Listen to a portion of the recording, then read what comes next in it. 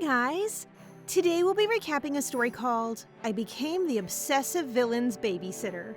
Please like the video and subscribe to the channel. It helps us a lot. Enjoy! Life is full of surprises, but Meia's is completely out of control. Much more than any minor character in a novel deserves.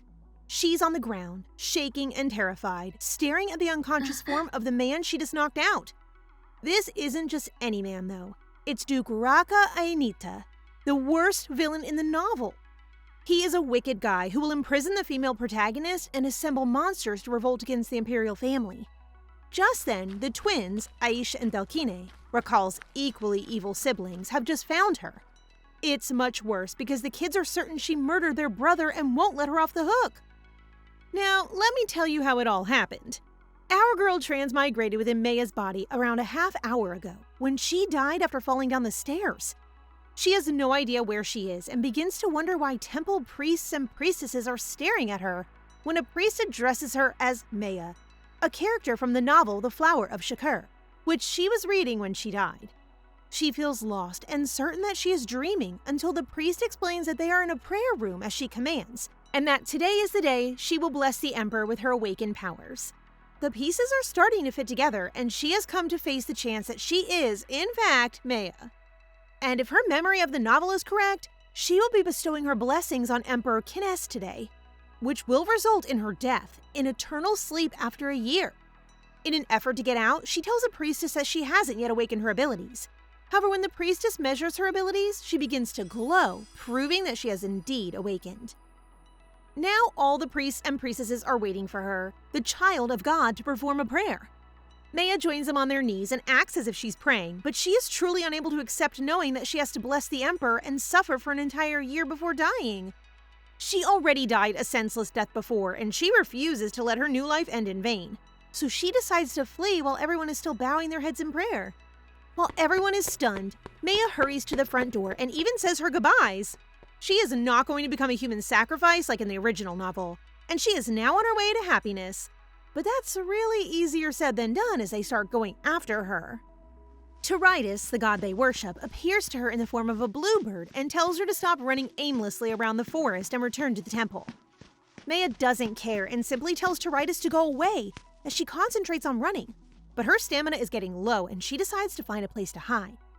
She's exhausted, so she chooses to hide behind a tree and rest for a time before speaking with Tiritis to explain that she doesn't want to die after a year, which is why she runs away. Tiritis is startled that she knows her fate, which makes Meia realize that this god has no idea that she's not the real Meia, so she lies about seeing her future in her dreams. Tiritis appears to believe her and thinks Fortuna gave her the vision, but then he corrects her, telling her that she is not actually dying but will instead fall into a slumber, join him, and awaken 100 years later.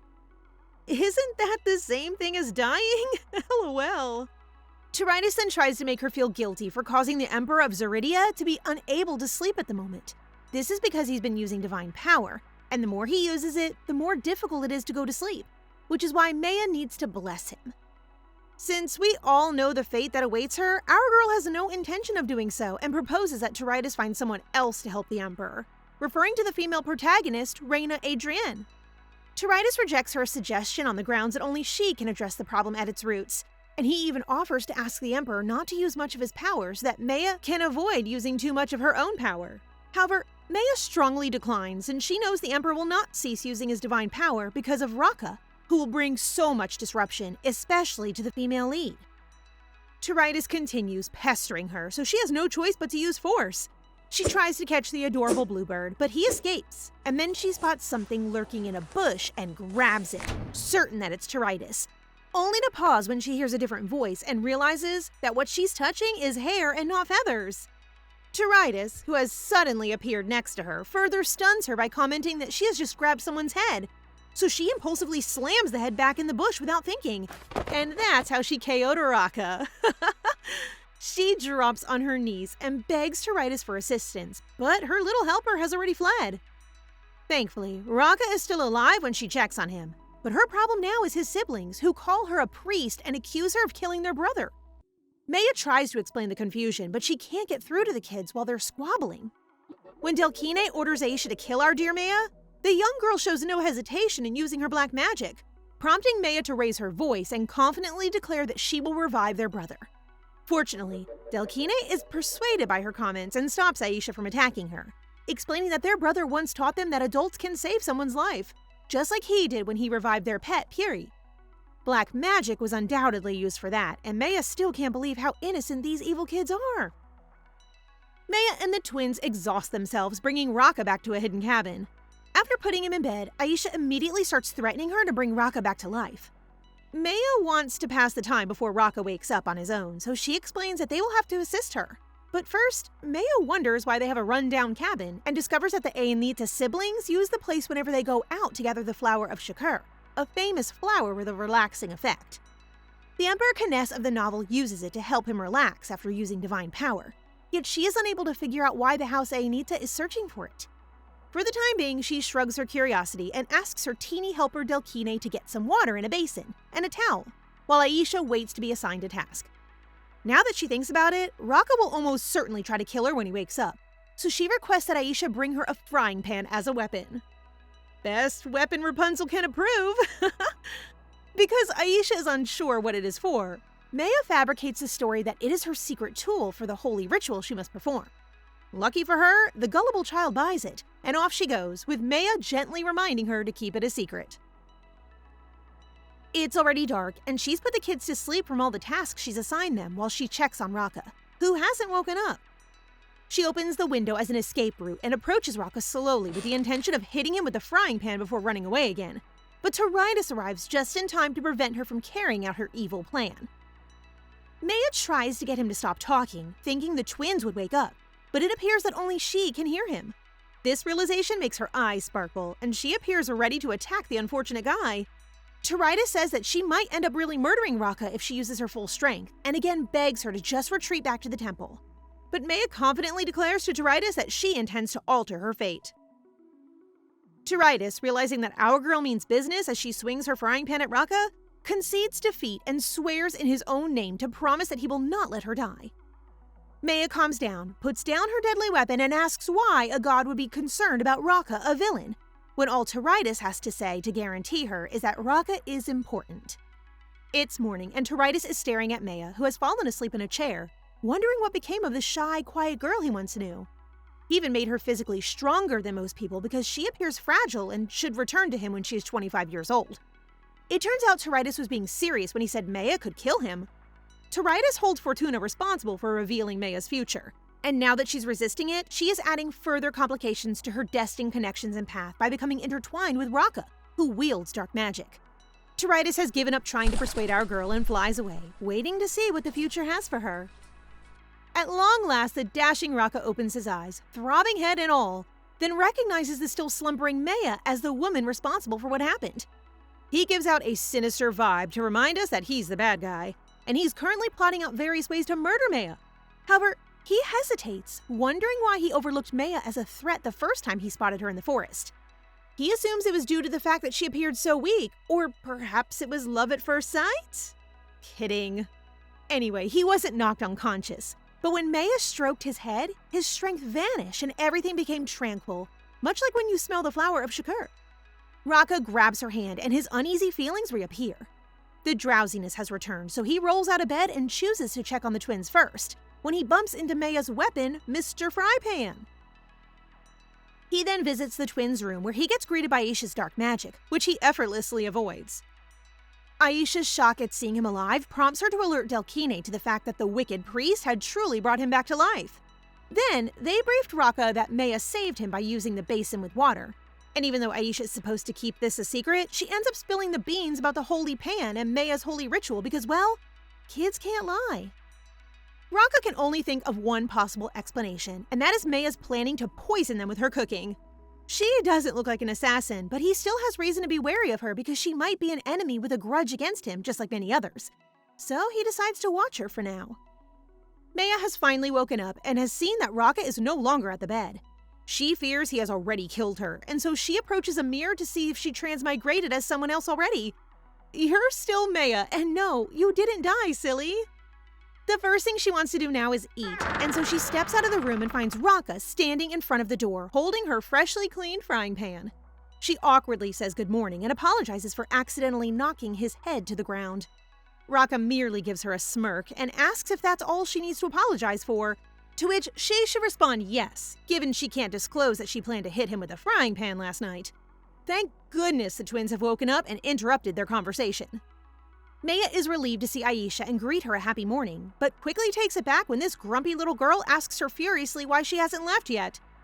Well, she takes that to her advantage and attempts to leave, but Rakha stops her and gives her the frying pan. He moves in closer, telling her he'll be watching in case she tries to poison them, and then he shows her the kitchen, which sadly only has carrots, potatoes, and onions. At a glance at the Ayanita siblings, she figures that if she can make something that will appease the twins, Rakha will let her go. She finished cooking and made stir-fried potatoes, but the kids still refuse to eat them. Finally, Delkine is going to give it a try, but not before Rakha gives it a taste to make sure it isn't poisoned. He appears cautious at first, but eventually munches on it, making Meia very proud. Delkine loves it as well, and when Aisha tries it, she slams the table, her eyes gleaming, definitely loving the food and wanting Meia to instantly work for them. What a great way to get herself more involved with them while Rakha beckons her outside so they may have a private conversation without the kids overhearing. As soon as they reach the cabin's rear, Rakha's tone turns serious, and he asks Meia directly if she spiked the food they were eating. Meia finds out that Aisha doesn't get along with most people, leading Rakha to conclude that she must have put something in their food to get Aisha to hire her. Meia, on the other hand, can't believe he's asking when he could just easily ask his own sister, and she's even more surprised when Rakha wants her to join them to their estate, given how suspicious she appears. It's one thing to try to avoid the novel's protagonist, but it's a much bigger risk to get close to the villain, who could end her life at any time. Meia tries to find excuses not to join them, but Rakha always has a solution. For instance, Meia's lie that she needs to return home to care for her siblings is ineffective for Rakha because she can just bring all of them along. Homesickness? She can go back once a week. Then she rambles on about having a jealous husband, which Rakha doesn't understand because the gown she's wearing makes her appear like a priestess, and they aren't permitted to marry. Meia chuckles nervously and adds that she isn't a priestess, but just really likes to dress in white. She twirls and spins to show off her new dress, but only manages to tear the seam on one side. Rakha seems unfazed by her lies and keeps pressing her to reveal the whereabouts of her home. Even though she doesn't know much about the area's geography, our girl claims that her home is located in the north and that getting there would take at least an hour on foot, a distance she figures is too much for Rakha to verify. This questioning should be wrapped up shortly, but our girl is wrong because there are no plains in the north. So she adjusts her answer and claims it's in the west, which is also incorrect because there are only mountains there. Rakha says the closest nearby village is to the east, which she then uses to claim that her home is located there. Wrong again. The village is actually in the south. Well, that puts an end to her lies, and Rakha moves in closer to make sure she doesn't escape. Now that he thinks about it, he doesn't know her name still, and she almost reveals her true name when she remembers that she mustn't, or else he would know that she's really a priest, so her name now is Meia. Rakha asks her for her last name, and she lies and says she doesn't know, making Rakha irritated. This time, however, Meia is telling the truth. She has no idea who her biological parents are. Meia's past isn't explored in the novel because she simply lives for the benefit of the Emperor and is a mere extra no one cares about. Rakha realizes she isn't lying and starts to soften his tone when she says she doesn't know who her parents are. This surprises Meia, who concludes that Rakha's dark magic includes a spell to detect lies. And with a sly grin on her face, she begins plotting to acquire dark magic and open a detective agency as her business. Rakha then notices the malice in her gaze and goes into defensive mode, releasing his dark aura. What can we say other than that money is the root of all evil? Meia's eyes widen in fear as she stares at him, but she is able to change the subject, thankfully. After discovering that Meia knows his name, Rakha becomes cautious yet again until he realizes that the twins must have told her. He's even amazed she managed the problematic twins on her own yesterday. And since their babysitter recently quit, he believes it's probably best to make her their babysitter while he keeps an eye on her. She might be suspicious, but Rakha has never met anyone who can handle twins as well as she does. But she cuts him off and declines his offer of a babysitter. Rakha offers her pay, but our girl insists that she cannot be bought with money and rejects it firmly, until he increases the salary to 900 kirks per month. She pauses, as it is plenty for her to relocate to another nation. So he figures she must be falling into his trap and makes it a 1,000 kirks offer monthly, which she takes. She's resolved to work for them for 6 months before calling it quits, and she just might be able to prevent the female protagonist from meeting Rakha, which would prevent the Emperor from using his divine power. After returning inside, Rakha can't stop laughing at her, having convinced her to babysit for 1,000 Kirks. One of Meia's requirements for working for them is that he pledge not to kill her, which our guy here had no intention of doing, but concludes that Aisha must have threatened to kill her. He's thinking out loud that this must be the explanation for why she intended to use the frying pan on the twins. Meia stands up, attempting to explain that everything was a misunderstanding, when Aisha storms into the room, causing Meia to slip, but being caught by Rakha. However, she still has unsteady feet, and the two of them end up on the floor, with Rakha currently snuggled on top of her, taking in her scent. Meia pushes his face away while he lifts her to her feet, his hand still supporting her back, and then blurts out his feelings for her. Perhaps they forgot there are children in the cabin, for as Meia glances to one side, she sees the twins blushing at seeing them in such a close position.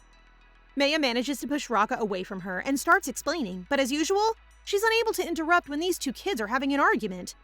Delkine is thrilled and has even begun referring to Meia as their sister-in-law, but it appears that Aisha is not pleased by this, and an argument ensues.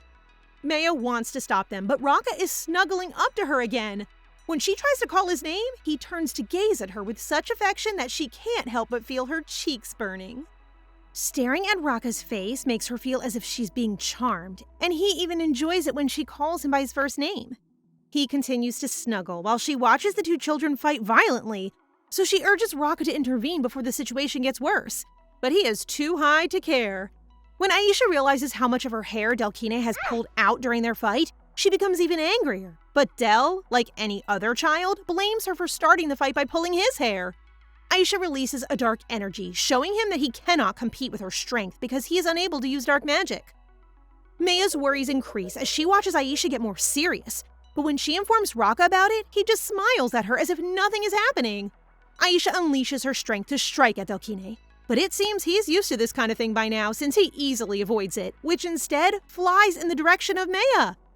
Rakha instantly stops Aisha's black magic, something Meia finds surprising because it is so powerful that it leaves marks on the floor. Just a normal fight for villains, I guess. Rakha's tone becomes serious, making Delkine quickly apologize.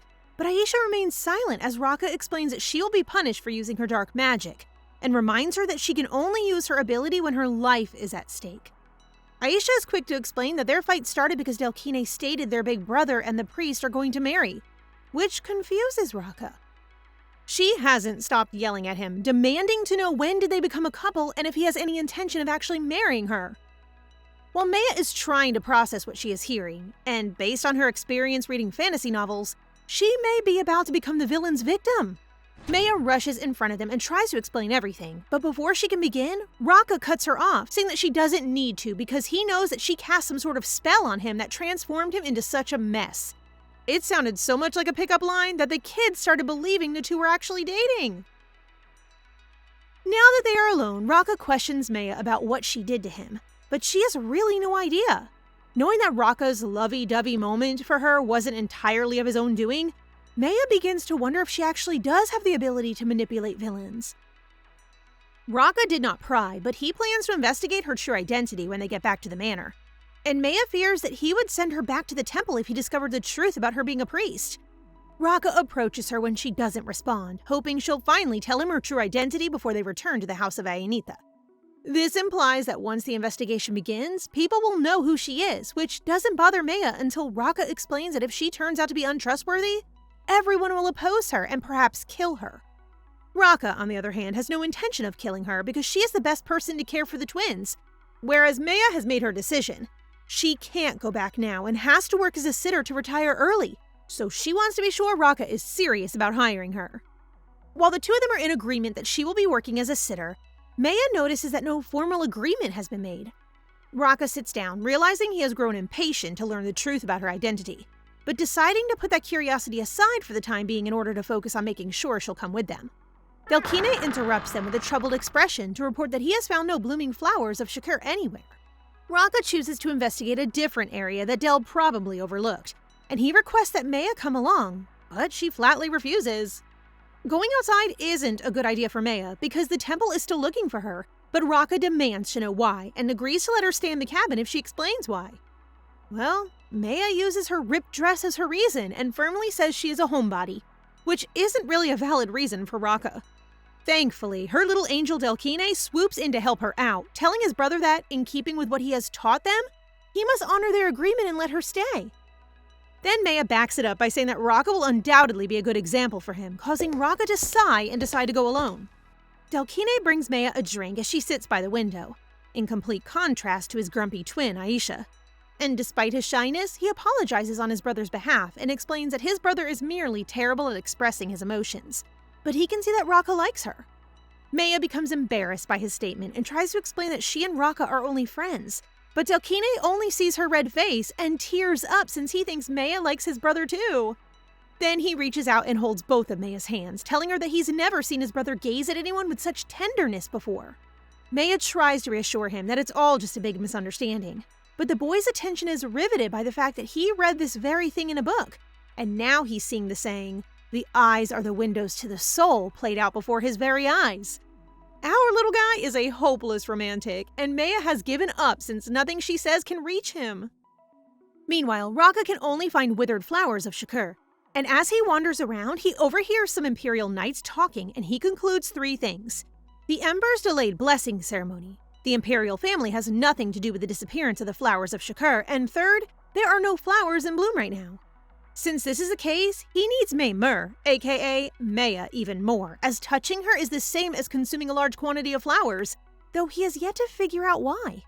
She makes his strength wane, his mind wanders, and his entire being longs for her. This reminds him of Reina Adrienne, the female lead, who according to his investigation has the ability to put someone to sleep simply by touching them. Regardless, he is resolved not to lose Meia, and he thinks that a new dress would be the first step toward winning her. Rakha returns to their cabin carrying the clothing and discovers Meia soundly sleeping on the table. He glances at her, unable to believe he has come to rely on this mysterious woman. Del peeks in the living room and finds Rakha finally back, so he reports to him that his sister-in-law just slept while he's gone. Del then feels proud of himself for returning to his room, having understood from the book he read that couples need time alone, and secretly wishing they would have a wonderful time. Meia awakens in the middle of the night as Rakha arrives, directing her to go to the other room because Imperial Knights have discovered their hidden cabin. She appears terrified, but she nevertheless decides to follow Rakha, taking her frying pan along for protection. Rakha opens his door to the Imperial Knights now that Meia is secure in the other room, but he is taken aback when he learns that the person they are looking for is a blonde woman with blue eyes. They're obviously trying to find Meia, and thankfully Rakha protects her by pretending he didn't see any woman. However, Rakha can't stop them from entering the cabin since they have a permit to do so, while Meia shivers, expecting the Knights to enter the room. It looks like she doesn't have to worry about fighting the Knights, as the feisty twins seem to be taking care of them, so she attempts to just hide under the covers when she hears Del screaming, her little angel who took her side. Meia ends up revealing herself and striking the Knight with the frying pan. The twins then compliment her on how awesome she is, while Rakha urges them to hurry up before the Knights wake up. The twins remain impressed by her use of the frying pan as they ride in the carriage, while Rakha is curious as to why the Imperial Knight is looking for her. Meia acts as if she doesn't know anything, claiming that everything is a coincidence, and the kids support her, warning their brother not to frighten her. Aisha then declares that she should not marry Rakha, claims that Meia rightfully belongs to her, and promises to treat her better. Meia tries to explain to Aisha that she is not her property simply because she is employed by her, but Aisha ignores it and asserts in a threatening tone that Meia is hers regardless. Then Big Brother Rakha cuts in to tell her that, while it's admirable to be protective of one's possessions, he is still the one in charge. These two villains are now arguing over her, and Meia can't help but want to jump out of the carriage. Poor girl.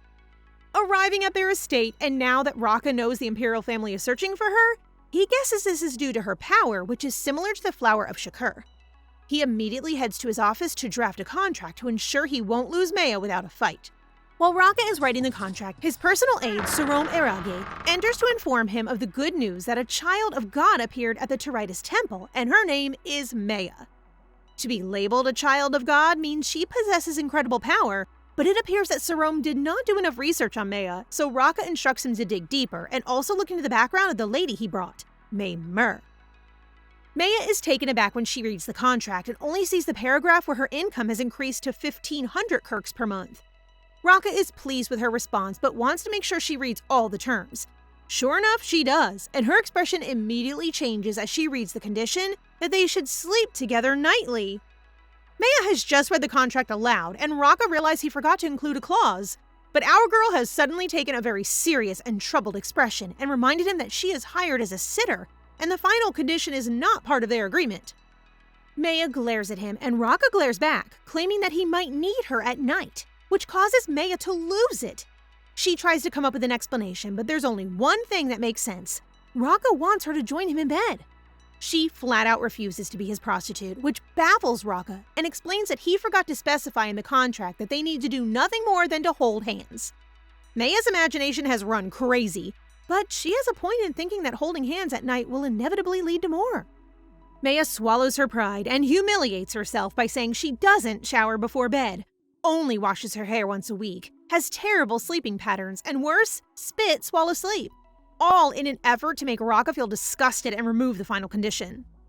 Her illness is severe, but he will treat her with respect anyway, for he needs the calming and sleep-inducing efforts of her power. Meia shudders at the thought that Rakha must already know the truth about her, but she doesn't want to go back to the temple, so she agrees to the terms, with the condition that the contract will be null and invalid if Rakha initiates physical contact beyond holding hands. She then adds a clause that Rakha must always keep her hidden from the temple, and she hastily orders him to sign it before he changes his mind. She gives him the completed contract, and as he reviews it, he notices a possible spelling issue in her name, and she simply repeats her real name, Meia. Rakha's expression of surprise tells her that he is still unaware of who she really is. What a way to blow your cover! Meia rushes out of the room as fast as she can and tries to convince herself that everything is going to be fine now that Rakha knows her identity. She attempts to figure out if she mistakenly used her power on Rakha, and if that's the case, why is she still fine, and why would Rakha want her power? But before she can finish, she hears Aisha and Delkine calling for her and sees them waving their hands for her from the window, urging her to play with them. She smiles when she discovers that the kids are skipping classes, but they are surprised when she tells them that it's understandable, which makes Aisha like her even more. Del is happy to have a sister-in-law, but Aisha gets angry whenever he calls Meia that, so the two get into another quarrel. Delkine gladly holds Meia's hand and invites her to play without Aisha. He wants to show her around the manor, but Aisha refuses to be left behind, so she grabs Meia's hands and yells that she knows the manor better than him. However, she stops and freezes while Meia asks if she's okay, and Aisha, to her surprise, believes Meia did something to her. Aisha informs Delkine that the priest cast a bizarre spell on her and that she can feel her energy leaving her body and her heart dropping, along with a pleasant aroma, and that the experience was so incredible that she almost lost her sanity. Meia knows that it could be the same as what happened to Rakha previously and asks Aisha to hold her hand again, but the poor child refuses, and Meia wonders why Delkine seems to be all right. Delkine tells Meia to ignore his sister because she's just trying to win her favor, and he begins glaring at Aisha, which causes Meia to worry that their relationship will suffer as a result. Then, Meia tells Delkine that Aisha must be telling the truth, and she insists that he tried to appease her, which he does. Delkine is so brilliant that he tricks Aisha into believing that if she continues to be disrespectful to their sister-in-law, she might end up marrying Rakha instead. Aisha doesn't approve of Rakha and Meia getting married, so she goes up to Meia and tells her that she overreacted when she used a good spell on her. This causes Meia to relax, so she smiles and asks Aisha for a tour of their manor. Meia finds it adorable that the little girl wants to hold her hand, even if it's only a finger, and it appears that her power isn't as potent if the contact is light. Lying on her bed, she feels fatigued after they tour the manor, and her pulse beats faster when she thinks about how much money she can receive for her job. Her plan is to work for 4 months and quit, when she hears a noise under her bed and discovers Tiritis in the form of a raccoon, telling her that he has come to tell her about her power.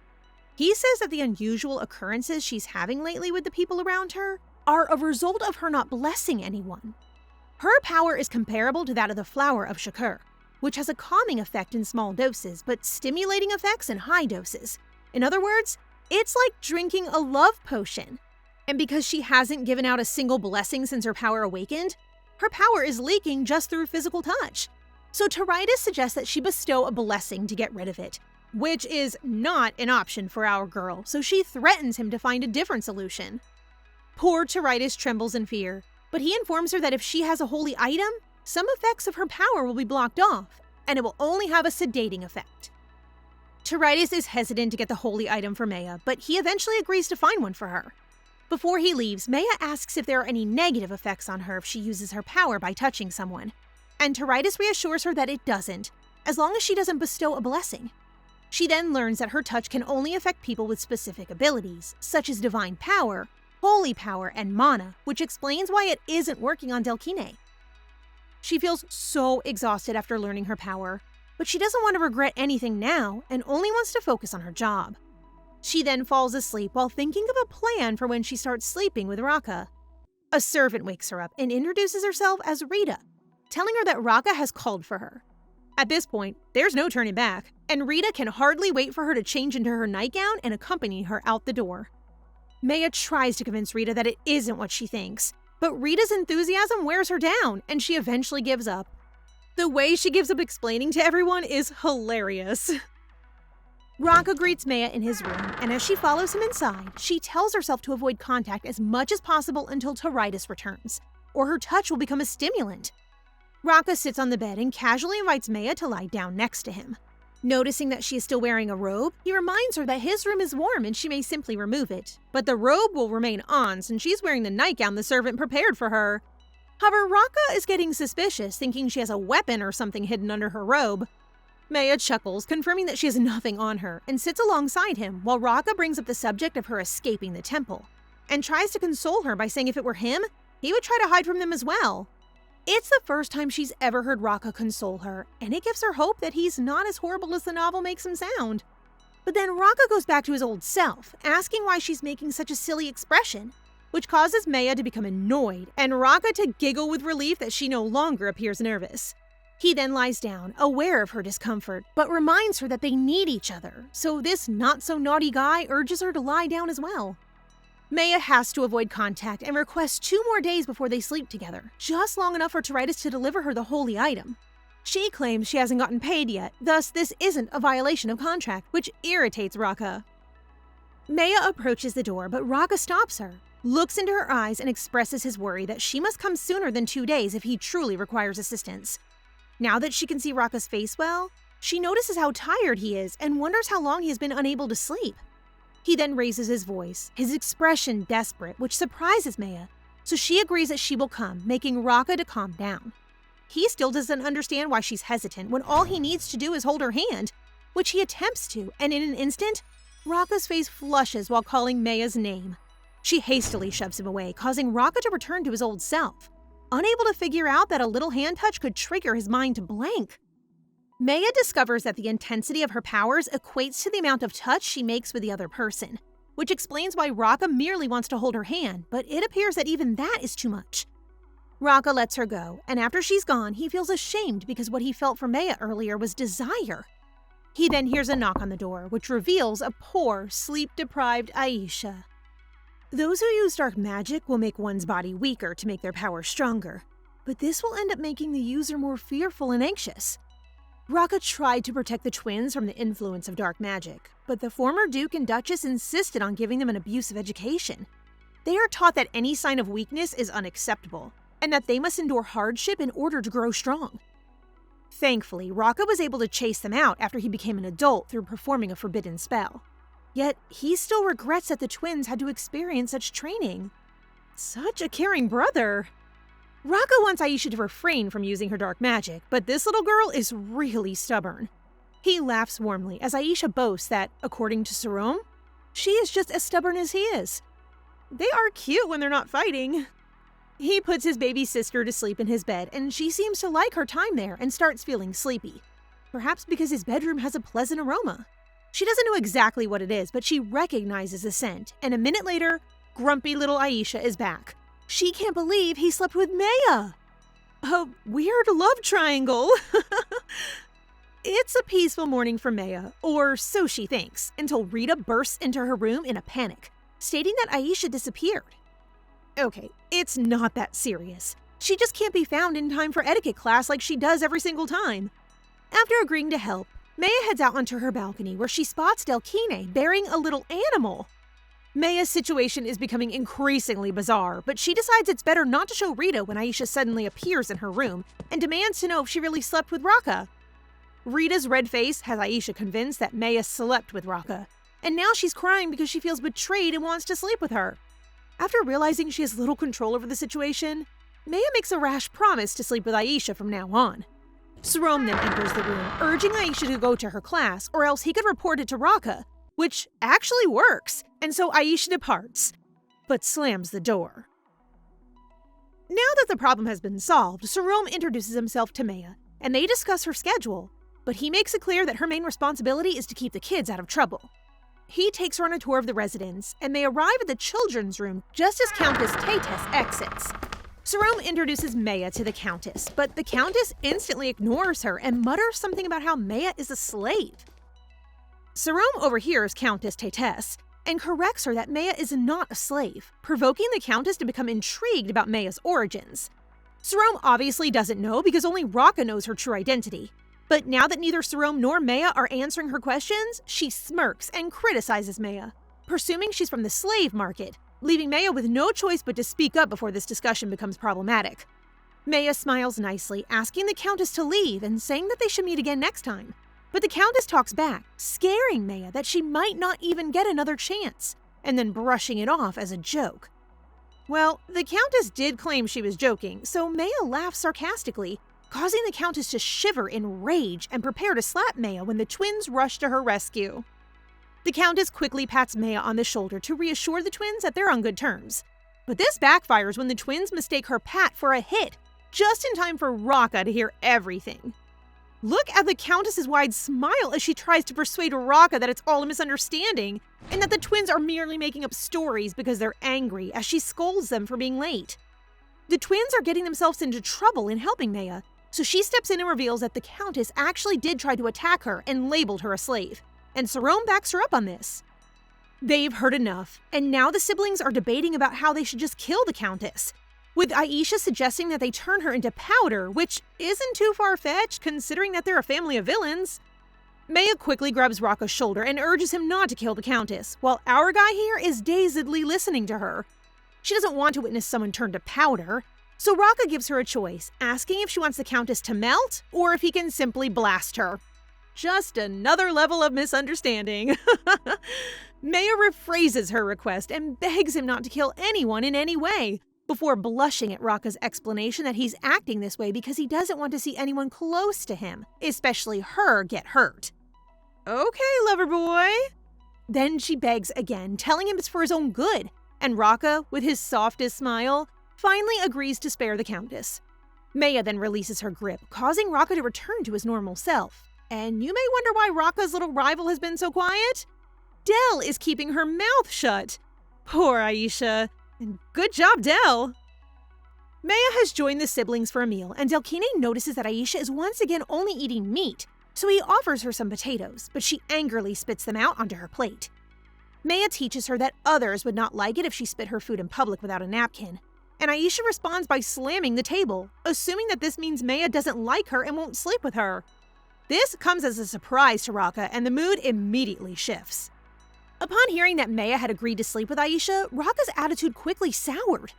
Aisha continues to boast that they will be sleeping together tonight, which doesn't sound right for Rakha, while Meia attempts to wink and wave at him, hinting that they should discuss it later. However, our guy misreads her signal as meaning her eyes are hurting or something, and he quickly orders medicine for her, which makes Meia irritated. But when she realizes the kids are watching, she relents and admits she's just tired, so her eyes are twitching. Rakha seems pleased with himself for spotting her problem, but his tiny rival also wants to show off by spitting out her food properly, this time using a napkin. Meia sweetly compliments her for being such a fast learner, making Aisha proud, but that soon comes to an end when older brother Rakha butts in, canceling Aisha's plan to sleep with Meia. Aisha is now acting like a brat, claiming that Rakha sleeping with Meia is unfair, making both adults feel embarrassed. Even so, Rakha tells her flat out that she's being unreasonable, breaking the small girl's heart and causing her to sob. Meia runs after Rakha after dinner to try to get him to talk to Aisha, but he refuses out of concern that he would spoil her. Meia can't believe he's being so mean to his own sister, but then she finds out that Rakha can't sleep given that the Aintia family practices dark magic, and the price of doing so is hearing the voices of the dead whenever they close their eyes, especially since he used a forbidden spell. Meia now knows the truth about why he is seeking the Flower of Shakir, and why he can't afford to have Aisha solo her. She then offers to put him to sleep because she feels awful for not knowing he can't sleep, causing our guy to blush. He hurriedly turns around and speeds off to his room, with Meia close behind him, oblivious to the fact that he is still red. Note, they are not touching. Is our guy already falling? Meia scans his room and discovers that he always closes his curtains because he dislikes the light.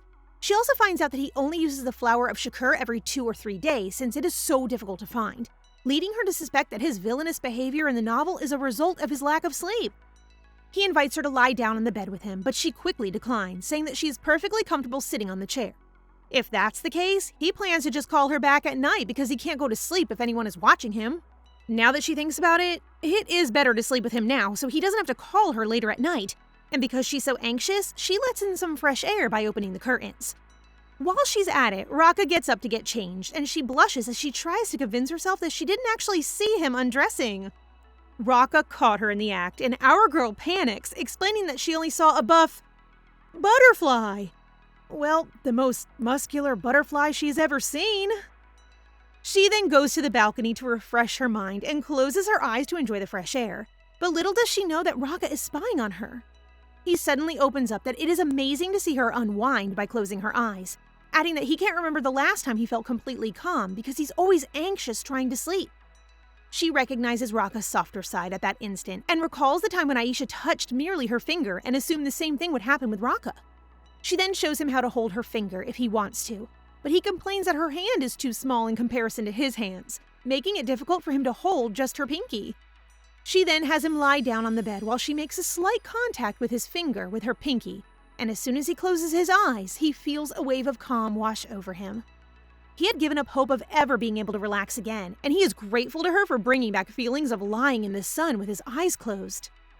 This is the first time Meia has seen Rakha show such genuine emotion, and she resolves to help him continue to feel this way from now on.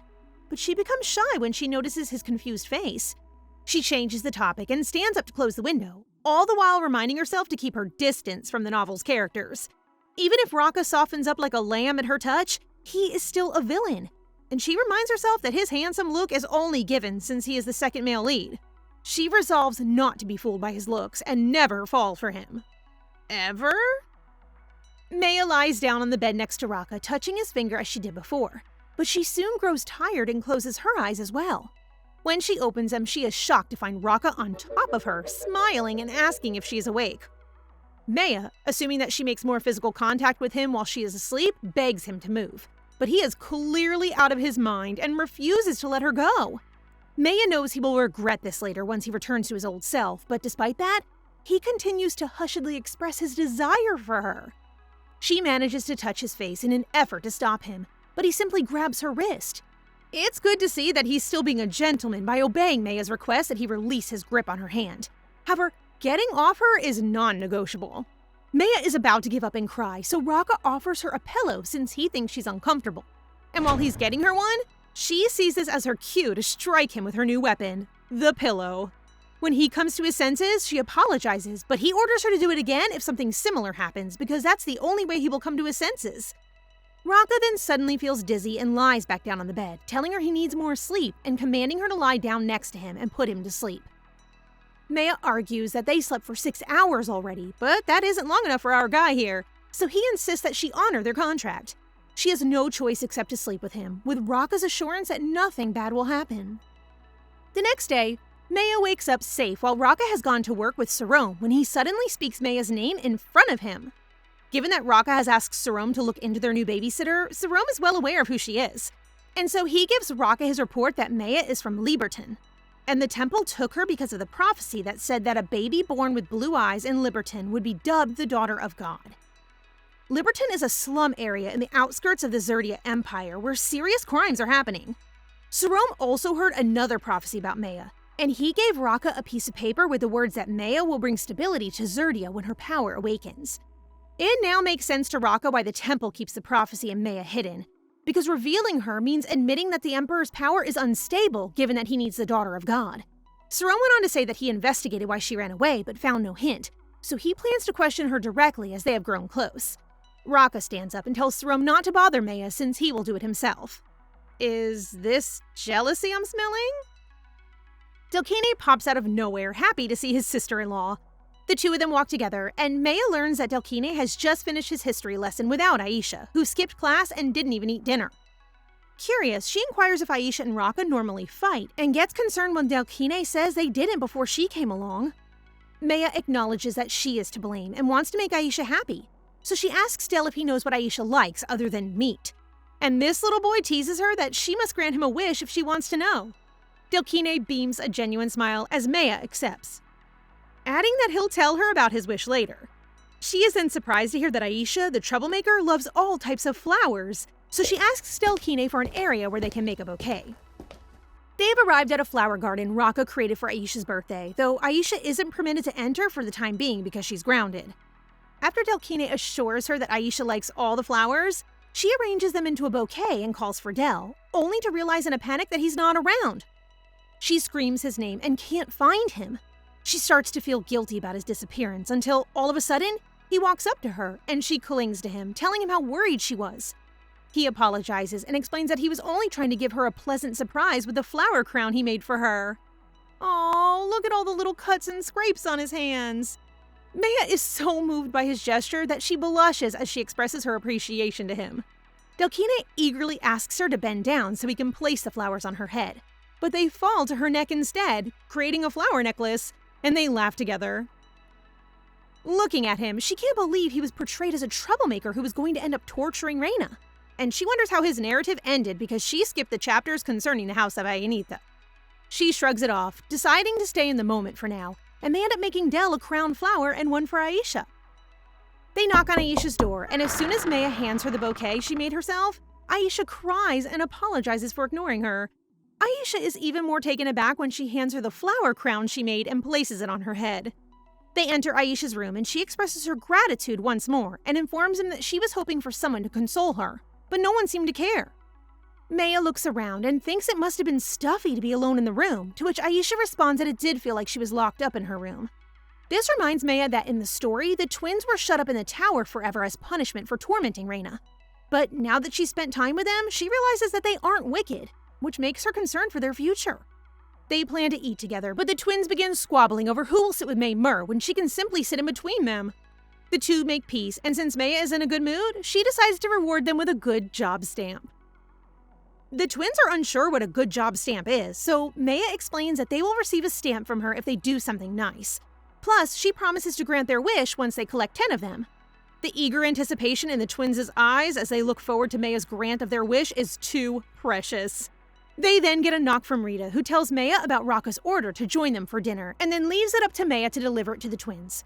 Aisha sort of overhears that they are now going to eat dinner, so she invites Meia and gets excited when Meia accepts. But when Meia tells her that Rakha will be joining them, she begins throwing tantrums. Meia tries to convince the little girl, but she is quite adamant. So Meia winds up in Rakha's office, reasoning that as the older brother, he should be the one to speak with Aisha.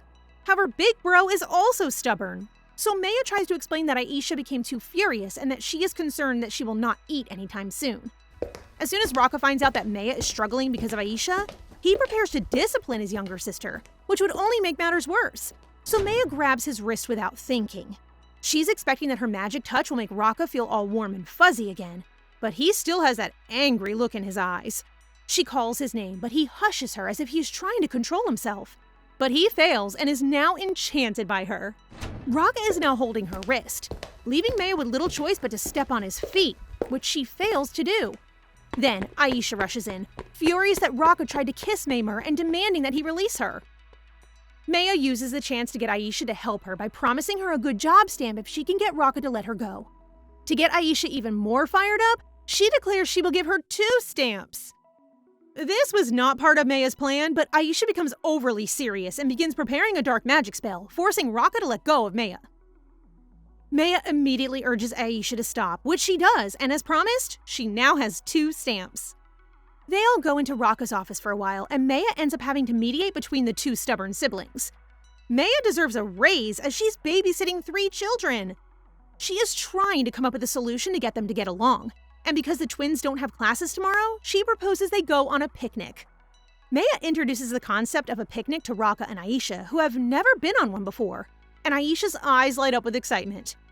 Raka only goes out if they are looking for Shakir flowers, so Aisha believes it will be fun if they go by themselves. But sorry, little girl, brother also wants to go on a picnic with Meia.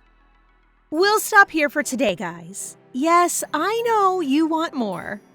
Don't forget to ask for the next part in the comment section. Thank you guys for watching and for your support. Please subscribe to the channel. It helps us a lot. Till the next one.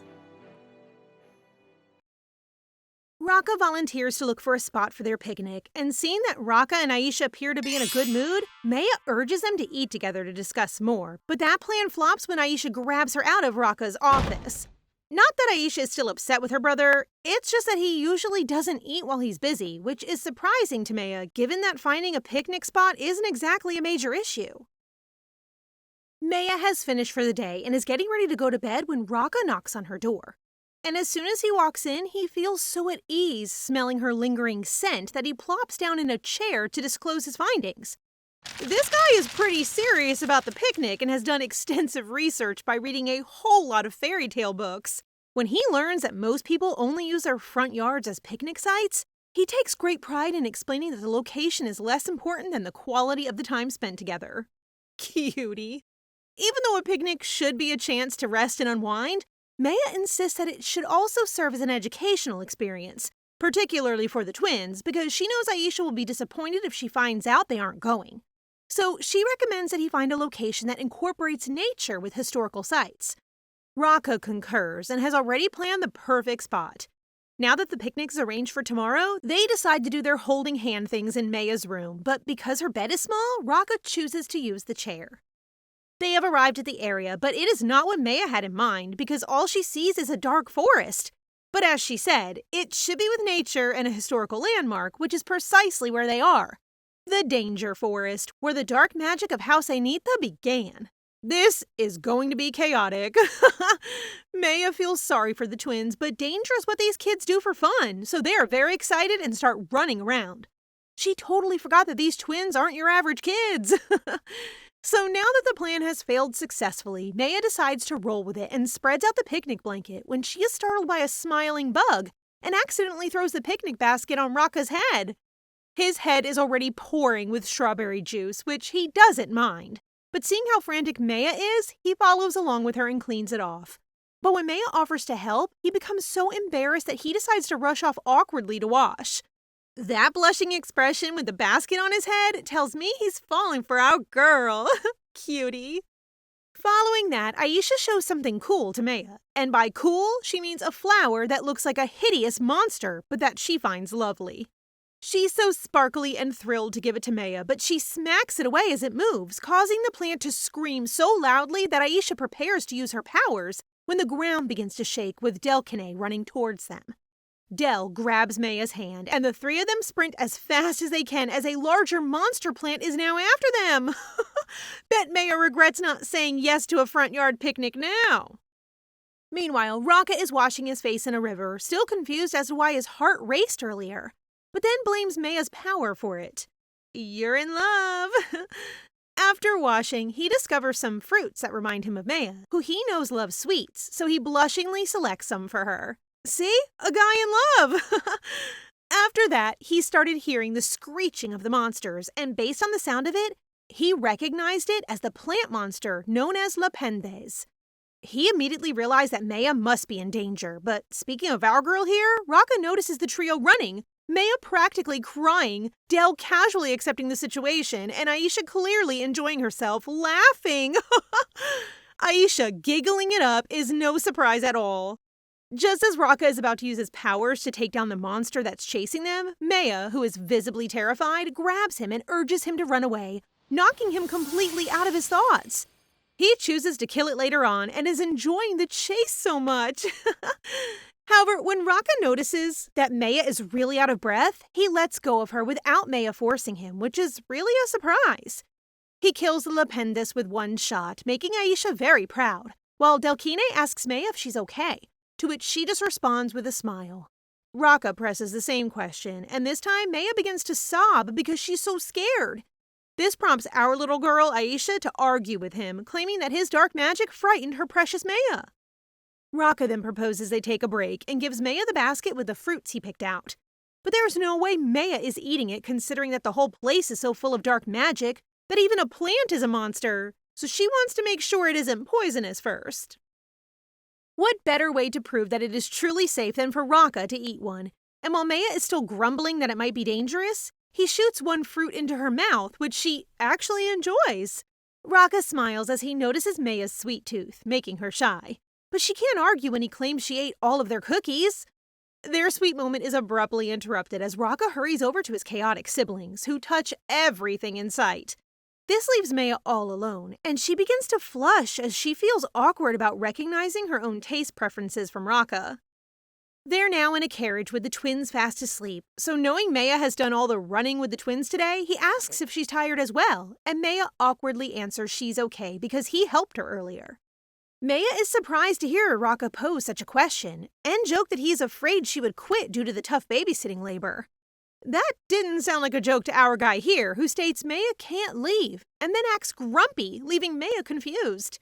Meia is beginning to feel tired and falls asleep as the carriage grows silent, with Raka holding her head and blushing.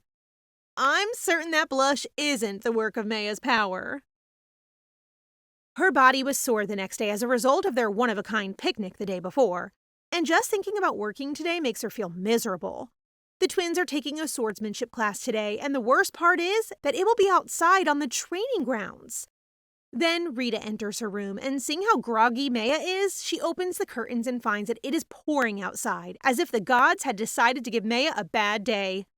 Rita believes the twins' training would continue even if it rained, because the swordsmanship tournament is in 2 days, which is new information for Meia. It is an important event that occurs every other year, but it is unfamiliar to Meia since the novel begins when Meia bestows her blessing on the Emperor, implying that the official plot has not yet begun. Surprisingly, Raka is waiting for the trio at the training grounds. Such a supportive brother. Raka wants to watch Delkine and Aisha's practice today, but Meia is worried that the rain will make the twins sick. However, it appears that the Ainita siblings are resistant to cold, so they stroll off to enjoy the rain while Raka is concerned about Meia. He checks her forehead to see if she's sick because Rita has informed him she's feeling unwell, making her blush, but she shrugs it off, saying it's all due to the running they did yesterday. As the twins announce that Pat Rache has arrived, Meia can only imagine an adorable puppy, but she can't help but chuckle when she learns that Pat Rache in this story is actually a large, mustached instructor. Same, girl, same. Meanwhile, in the Imperial Palace, Emperor Kines is not looking good, as they are running out of the Flower of Shakir and can't even find Meia, the god's daughter. This man's red eyes and blonde hair suggest he's bad news, but we'll see. The Emperor has received a report of a lady who can put people to sleep, and it intrigues him that even Duke Ainita is aware of this, given that Raka does not get involved with just anybody, so he asks his aide to look into it more. He then looks at the list of contestants for the coming competition and finds the names of the twins, as well as the audience favor, Cray Monteris, who is said to be insane on the battlefield. After the cabin incident, the Emperor decides to teach the twins a lesson and orders to have our sweet baby Delkine fight Cray in the first round, despite knowing that Del can't use dark magic, for he doesn't want Del to establish a name for himself. This guy is a sicko. Is it because Meia didn't give her blessing? Back at the training grounds, Aisha and Delkine have begun their duel, and these two cuties are going all out to look good for Meia. Del is clever, trips Aisha and wins, sparking the never-ending arguing, but they come to a halt when Raka informs them that Meia will not be attending the competition. Well, it's for the sake of keeping Meia's identity hidden because the Emperor will definitely be in attendance, making Aisha so upset. Since Meia feels bad for the twins, she decides to whip up some juice for tomorrow's practice in an effort to lift their spirits. Aww, Meia is really getting fond of the kids. She is now working in the kitchen, and everyone loves the carrot apple juice she created, which makes her very happy. When Raka gets there, he sees her beaming with happiness at the kitchen staff, something she never showed him, which put him in a foul mood. I smell jealousy. He then discovers that Meia made Aisha a vegetable juice, which surprises him because he is used to everyone loathing and avoiding his younger siblings. He sighs, doesn't want to think about her motives anymore, and reminds her just to do her job as a babysitter. But witnessing how Meia is truly concerned for them softens his stone heart. He falls silent, making Meia anxious, so she hurriedly wraps things up and gives one bottle to the chef as a thank you. But Rakha snatches it and gulps the entire bottle. He unexpectedly gave the drink a compliment, which caught the staff off guard. In response, Meia brings him another drink, this time with extra honey, prompting Rakha to suddenly realize his impulsive move, become grumpy again, and leave. The competition day has arrived, and look who ends up tagging along. Meia, who is now completely covered up.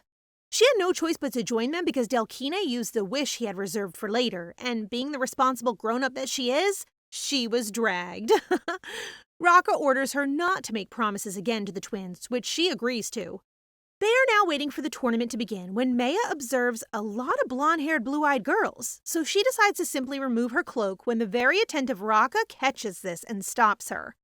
He becomes interested as to why she fled the temple, and while she trusts Rakha to keep her secret, the truth isn't something anybody can simply believe, so she ponders as they suddenly announce the arrival of the emperor. In an effort to change the subject, Meia leaps to her feet, but she is shoved by a group of men, which infuriates Rakha, who then plans to murder them.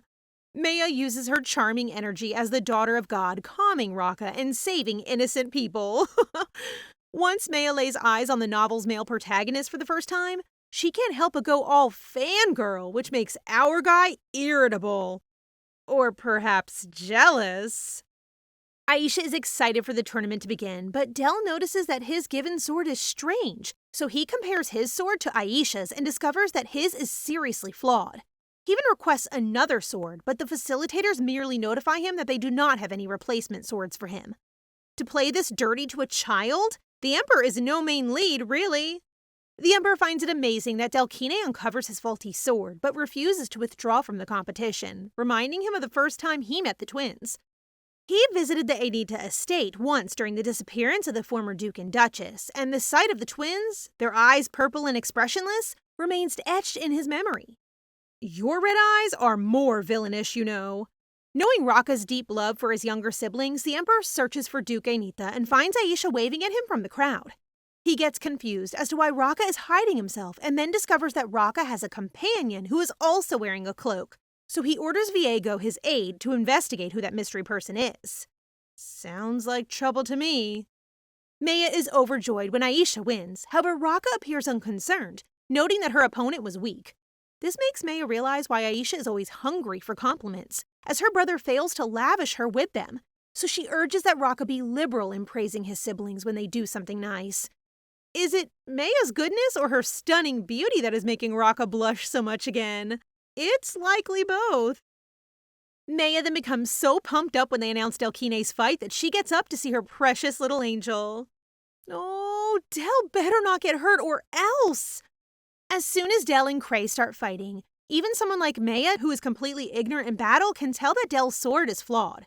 Just then, Del's sword snaps, and this mad kid, Cray, keeps swinging his sword. Meia is frightened about Del's injury, and Rakha tries to reassure her, but his expression betrays him. He seems even more anxious than she does. He then leaves to closely watch Delkine, leaving Meia alone. Although he is struggling and unable to use his right arm, Del shows incredible toughness by refusing to give up. He intends to surprise Cray while his guard is down, but Aisha, unable to bear to see her brother fight so unjustly, storms into the stadium, unleashes her black magic, and attacks Cray. Yup, only Aisha can bully her twin, no one else. Let's go. The stadium is now filled with smoke, and Rakha appears behind Delkine to check on his injury. He takes Meia's advice and pats Delkine on the head, complimenting him before telling him to return to the carriage while he gets Aisha. Aw, they are so cute! Just as Del is about to leave, he hears a scream coming from inside the smoke. Rakha must have taught that crazy kid a lesson. In the meantime, Meia is so distraught that she resolves to wait patiently for Rakha to come because she has no idea what to do amid all the mayhem and may easily become lost if she leaves now. Her anxiety levels skyrocket as she sees a guard approaching. She makes the split-second decision to go, but the guard grabs her before she can. The guard requests her identity, but she demands that he first disclose himself. And as he searches for her identification, our girl takes advantage of the chance to escape. She is halfway out of the stadium when she overhears people discussing an injured child and thinks it might be Delkine, so she searches for him in the crowd, even though it is unsafe. When she finds our poor Dell, she hurriedly carries him with her and begins fleeing. They make it to the carriage in one piece, and Meia is obviously worried about Dell's wound. This might be Dell's first time to witness someone look so worried, so he just sits still when Rakha and Aisha arrive. They were looking for her and are relieved she is safe. Aisha soon scoots over and visibly waits for Meia to compliment her on winning her match, which Meia graciously does. I'm very delighted Meia is now with the twins. They definitely lack affection. Back in the stadium, the Emperor is having a great time watching the commotion made by the Ainita siblings. Picking on a kid? You're trash! Viego shows up, apologizing for losing the girl, and because the girl is quick on her feet, the Emperor guesses she isn't the frail priestess. But what really catches the Emperor's surprise is when Viego says the woman has blue eyes. Meia and Rakha are now conversing in her room, and she is happy to find that Delkine's injury isn't severe. Rakha also learns from Del that a knight was chasing her earlier and asks Meia if she recalls what the man looked like. After giving it some thought, Meia recalls that the guard bears a large scar close to his mouth, which Rakha immediately assumes was the Emperor's aide. She starts to freak out, but our laid-back guy assures her he'll investigate, causing her to calm down. When Meia gets up the following day, she finds Rakha gone from the chair. She then heads to the balcony where she spots Delkine in the backyard once again. So, out of curiosity, and because they become closer, she decides to go down there and ask Del. Del is seated in the grass, staring intensely into what appears to be a grave, and he becomes startled when Meia appears. He has no idea Meia can see him from her room, so he pretends to be playing with the dirt. But because Meia knows something is hidden there, Del is forced to open up and reveal that Puri, their beloved squirrel, is buried there. Puri used to spin around when he and Aisha gave him things he enjoyed, but after he died and Rakha used dark magic to revive him, he was never the same again. So he decided to bury Puri, even though it was hard for him. He kept it a secret from Aisha since the girl is fine with anything, which is why he buried Puri in the Eastern Annex. Even though Del's smiling so sweetly, Meia understands this precious child is in pain, so she hugs him and tells him that he has helped put Puri in a better place. Del starts crying, hugs Meia, and asks her to promise not to abandon them like Puri, leading her to make another promise, which hopefully she can keep. Meia retires to her bed that night, having complicated her situation yet again by making another vow, and intends to drink the night away. Rakha then enters, and finding Meia drinking and gloomy, he instantly asks who is bothering her, offering to teach that person a lesson for hurting someone dear to him. That was smooth, sir. The two end up drinking together, and Meia explains what happened to Delkine today, which is why she is sad. The only thing Rakha hears is that Meia is sad, so he suggests going on an outing to cheer her up. Meia is overjoyed and can't wait to tell the twins about it, oblivious to the fact that Rakha is merely inviting the two of them to go out. But seeing her drunken face while claiming she enjoys this part of Rakha makes him blush so hard. He takes the wine glass away from her because she appears to be getting a little tipsy, but Meia persists, causing the wine glass to slip and her hand to bleed. Rakha immediately covers his nose, leading Meia to believe she stinks. So he tries to explain, but as soon as he removes his hand from his nose, he begins to sway and appears drowsy. He then quickly grabs Meia's hand and lifts them for him to suck her blood. Okay, Mr. Vampire. She is surprised and bewildered by his reaction, but he only gives her a chilling smile before wavering and eventually collapsing on her. Meia drags him to the bed despite his weight, and after looking at how uncomfortable he is, she decides to undo his shirt buttons for him. But as she does so, probably still drunk, she starts blushing. To her surprise, Rakha hugs her tightly, urging her to keep still to avoid the situation worsening if he wakes up abruptly. And they sleep like that while she wonders why Rakha is acting so strangely, suspecting that there are more secrets regarding her abilities, particularly her blood. The next day, Rakha is still trying to figure out what happened the night before, and he sighs that he's suddenly changed into a monster. Recalling that the instant Meia's blood entered his mouth, it felt like all the dark energy in him was washed away. Looking at his hand, he still feels a sensation and is startled that he cannot use his dark magic, which causes him to panic since he still needs his dark magic to protect the people he loves. But probably because he only sipped a bit of Meia's blood, his powers are gradually coming back. He then looks at the sleeping Meia and wonders if he should keep her by his side forever as he tenderly touches her hair. Does that mean Meia's blood is the answer? Anyway, it's been days, and Toritis is still nowhere to be found. So Meia fears and panics as she stares out the window since he's promised to bring her a sacred item after 6 days. When she hears scratching at her door, she thinks it's only Toritis who could make such a strange noise, so she quickly opens the door and finds a gold pig! More precisely, a giant chubby cat, but it's actually Toritis in disguise. Hope he'll keep this look, it's so cute! As they converse, she inquires about the holy item, and he directs her to his tail, where she discovers a ring that is too large for her fingers. But he commands her to try it on, and voila! It shrank to suit her finger. It will block the effects of stimulants or a love potion, allowing only the benefits of relaxants to function. But Toritis urges her to be cautious while wearing the holy artifact, because its abilities are so strong that others will be able to hear his voice. Then Aisha hurries into her room to ensure that they are indeed going on an outing, but when she sees the plump cat, she incorrectly refers to him as a pig as well, causing Toritis to say cruel words to her that she accidentally hears due to Meia's ring. Meia quickly asks Aisha how a cat can talk, prompting Toritis to meow and shake his body, but Aisha swears that she hears him talking, while Toritis leaps and hops away from them. Meia attempts to alter the subject by inquiring about the outing with Aisha, who enthusiastically informs her that Rakha told her to go on an outing with her and Delkine on a day when they don't have class. Meia cries in silence, wondering when she will get a day off. The following day, Rakha finds it impossible to focus on his paperwork and instead checks the window, perplexed as to why Meia and the twins aren't coming out. When he eventually spots them, he tells his assistant that he's taking a short break, when in fact he intends to follow them. Just join them. It would be fun to see.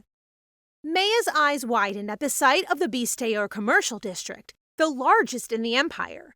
Aisha wants to try the tart at an expensive restaurant, but Meia fears she won't be able to pay for it as she checks her purse. Delkine senses she's in trouble and informs her she doesn't have enough money, which irritates Aisha.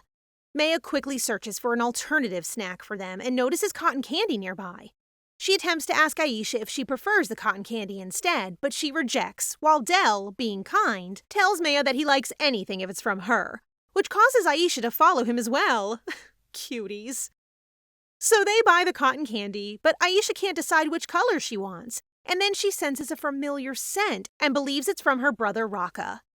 Meia is preoccupied with purchasing cotton candy and dismisses Aisha's observation that she smells Rakha nearby. Aisha isn't wrong, since Rakha is happily watching the three of them enjoying themselves and observes that Meia appears more enthusiastic than the twins and decides to give her more budget next time. He smiles and thinks of planning to eat out just the two of them, but then notices that Meia is being followed by an unidentified man. And, Rakha might be unaware, but he calls Meia his woman. I guess his feelings slipped out? Someone has fallen real hard. The twins are having a great time, and Aisha is ecstatic with her newest sweet tooth discovery, cotton candy. Sweet Delkine offers Meia to take a bite, which Aisha follows and insists Meia eat hers first. So to avoid disputes, Meia decides to eat both at the same time. It hasn't been long since she was terrified of babysitting the twins, but she can't believe they've won her heart, and she's grown used to them, feeling she's becoming a more experienced sitter. Me too. I really love the twins now. At the same time, Petrache walks up to Rakha, surprised that the Duke himself is following the trio since he has already ordered him to guard them secretly. He then reports to the Duke that the suspicious man is a pickpocket and asks if he should deal with him quietly. However, Rakha halts Petrache and looks at the woman with red hair lurking behind the thief. Rakha then learns that she is Lady Reina, Baron Adrian's daughter, who can put people to sleep. Rakha doesn't understand why Reina is following Meia, since based on Sarome's report, he believes that the Emperor will use her to replace the daughter of God, Meia. But seeing her now lurking, Rakha thinks that the Emperor might be planning to use Lady Reina to get Meia. As Meia and the twins walk around, the pickpocket deliberately runs into her and then walks away without saying anything, and this makes her angry, so she wishes he would trip over a stone and fall flat on his face. To her surprise, he does, and she wonders if she can curse people too. It's just Rakha, my dear. She is leaving when she hears Rakha's voice.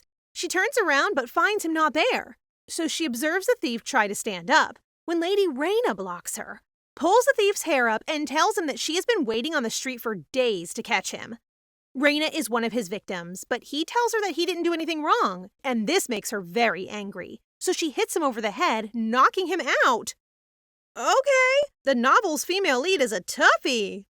Many people come up to her and thank her for what she did. She simply smiles and tells them that she only did what was right, while Meia thinks she's beautiful. However, when Meia hears her reveal that her name is Reina, she becomes terrified because Reina resembles the female protagonist described in the novel. Since the novel hasn't started yet, Meia can only hope that this Reina just has the same name as the main character. Meia is even more worried when the twins get excited to ask Reina how she's knocked out the man with one blow. She can't have the twins meet Reina, since their lives will be miserable if they become involved with the main character. Meia is so focused on persuading the twins that she doesn't see Reina coming up behind her and calls her the twins' mother. As they leave, Reina reaches out to return Meia's purse, but Rakha stops her and slaps her hand, throwing the purse and coins all over the place. Reina is enraged at Rakha for slapping her hand, but he simply glares back at her, believing that she's trying to put Meia to sleep so she can take her away. Reina is confused, and while collecting the coins on the ground, she tells him that she has no motive to abduct the twins' mother, incorrectly assuming that he is Meia's husband, and explains that she only wants to give Meia's purse back. Meia thanks Reina and quickly tells the twins to follow her while she grabs Rakha, but our guy here refuses to move as he is still floating and loving the word husband. He is really becoming a simp. However, Reina realizes something and asks Rakha how he knows her power to put people to sleep. But the lover boy hasn't recovered yet from being referred to as Meia's husband and is still spaced out. So Reina shouts and she doesn't get a response from him, leading Meia to interfere and tell Reina that her husband has a fear of being shouted at and hastily excuses themselves. Reina thankfully did not press any more, and they are now back to strolling.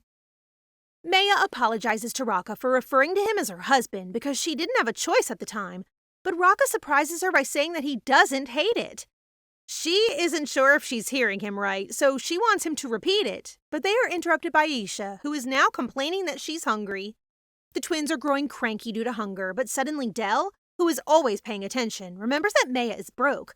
So kids being kids begins questioning Meia if she's indeed poor, which makes our girl cry on the inside. Big brother Rakha then takes them all to a lovely restaurant, which makes Meia feel embarrassed because only nobles eat there. She has the impression that everyone is staring at them, which she guesses is because they're all dressed as commoners. Delkine notices her reaction and tells her that they can eat somewhere else, but she insists that she's fine and that Rakha will take care of everything once they're inside the restaurant. So she pulls the door for them when she bumps into someone. She quickly apologizes, and even though she's surprised that the man in the white cloak recognizes her, she doesn't give it much thought because she can't see his face. The face of the emperor she fears. The emperor actually went to the restaurant after hearing that Lady Reina had the ability to put people to sleep, which puzzles him because according to what they know, it should be the priestess Meia. So in order to determine who truly possesses the ability, they sent a note to Reina requesting that they meet. After waiting in the restaurant for Reina for almost an hour, the emperor guesses that she did not receive the note. However, encountering Meia by chance and sensing her refreshing energy convinces him that she is the lady he's looking for. So, the missing priestess has apparently been spending time with Duke Aintia. The emperor plans to investigate their relationship and is just about to depart when he feels another refreshing energy pass before him. Reina rushes inside the restaurant, most likely to meet him, but the emperor misses her. They're back on the streets after dining, with the twins playing the shell game, and Meia observes that Rakha has been looking so down since they arrived at the restaurant. Asking what's wrong, she wonders that it might be related to the man she bumped into earlier, which gets Rakha to grin and affirm that it is. The man's hood prevented Meia from seeing his face earlier, so she is taken aback when Rakha asserts that the man in question is indeed the emperor, the very person she must try to avoid. The dread on her face is palpable, but realizing Rakha didn't even see the man's face makes her doubt. She is then stunned when Rakha taps her forehead to prove that even a light touch can cause him to even recognize her. She gets red, but she dismisses it, reasoning that it's probably just her powers at work. However, she blushes again when Rakha tells her straight out that he feels his heart racing even without touching her. He then holds her hand to show that while she does put him at ease, that's all her power does. And what he's feeling right now is different. Confessing in front of his siblings, this guy is something else. His mood shifts as he notices a new ring on Meia's finger, but Meia quickly changes the subject and questions if the Emperor felt her powers as well. Rakha tells her that because divine and dark power oppose each other, he can't stand being in the same room as the Emperor, implying that the Emperor could have sensed her presence as well earlier. She starts to freak out, believing that she'll be carried to the temple in no time, and is now convinced that the original story will play out exactly as planned. She will die while the Ainita siblings will be miserable. She attempts to stay positive by recalling that her ally, Rakha, is the only one who could go against the Emperor, so she seeks assurance from him that he will keep his promise to keep her safe. With a smirk, Rakha makes it clear that he has no intention of giving her up to the Emperor. Leaning in closer to the anxious Meia, he looks into her eyes and subtly admits that she has turned into someone he can't live without. Our guy really has flirting skills. Now that they're back home, Meia attempts to get some sleep after a long day of babysitting, but her dreams about Reina keep popping into her head. The anxiousness returns, and she recalls that the characters will become intertwined with one another on the Emperor's birthday, which will mark the beginning of the entire story. Rakha's absence from the birthday banquet is a relief, but she cannot help but be concerned that Rakha and Reina will meet again, considering her interference with the plot. Speaking of the birthday banquet, Rakha has just received an invitation from the Emperor inviting Meia, indicating that the Emperor is now aware that the priestess is in the house of Ainita. Rakha worries that Emperor Kines will reveal Meia's identity as the priestess during the event and take her for himself. But he can't let that happen because he already acknowledged that he has feelings for our goofy girl. Then he smirks, having just come up with the perfect solution to their problem. He will offer Meia to enter into an engagement contract with him, leaving the Emperor no chance to take her away from him. Sarome creates the contract, but seeing how thrilled Rakha is about the engagement, Sarome doubts if it's really just for show. Who's complaining? I can't even wait for the pretend they are in love scenes until they actually fall in love. Anyway, Sarome recommends that because this is an official engagement, they should arrange flowers and a ring for Meia, to which Rakha agrees. Rakha then enters Meia's room and he realizes that she's truly becoming used to their contract because she's already asleep, unlike before when they initially did this sleeping together contract. He then glances at her sleeping face and wonders when he fell in love with her. But one thing is certain, he really wants to keep Meia by his side. He lies down by her side and takes her hand in his, but he can't stop thinking about the ring she's wearing and has intentions to kill whoever gave it to her. I almost forgot this guy is the original villain! The next day, Aisha is overjoyed since she can now hug Meia whenever she wants, thanks to the ring blocking her powers. At that moment, Sarome walks into the room, but Aisha tells him to leave immediately, knowing that Rakha has asked him to fetch Meia. Look at Sarome's crying face! I hope he's getting paid well enough to deal with the Ainita siblings.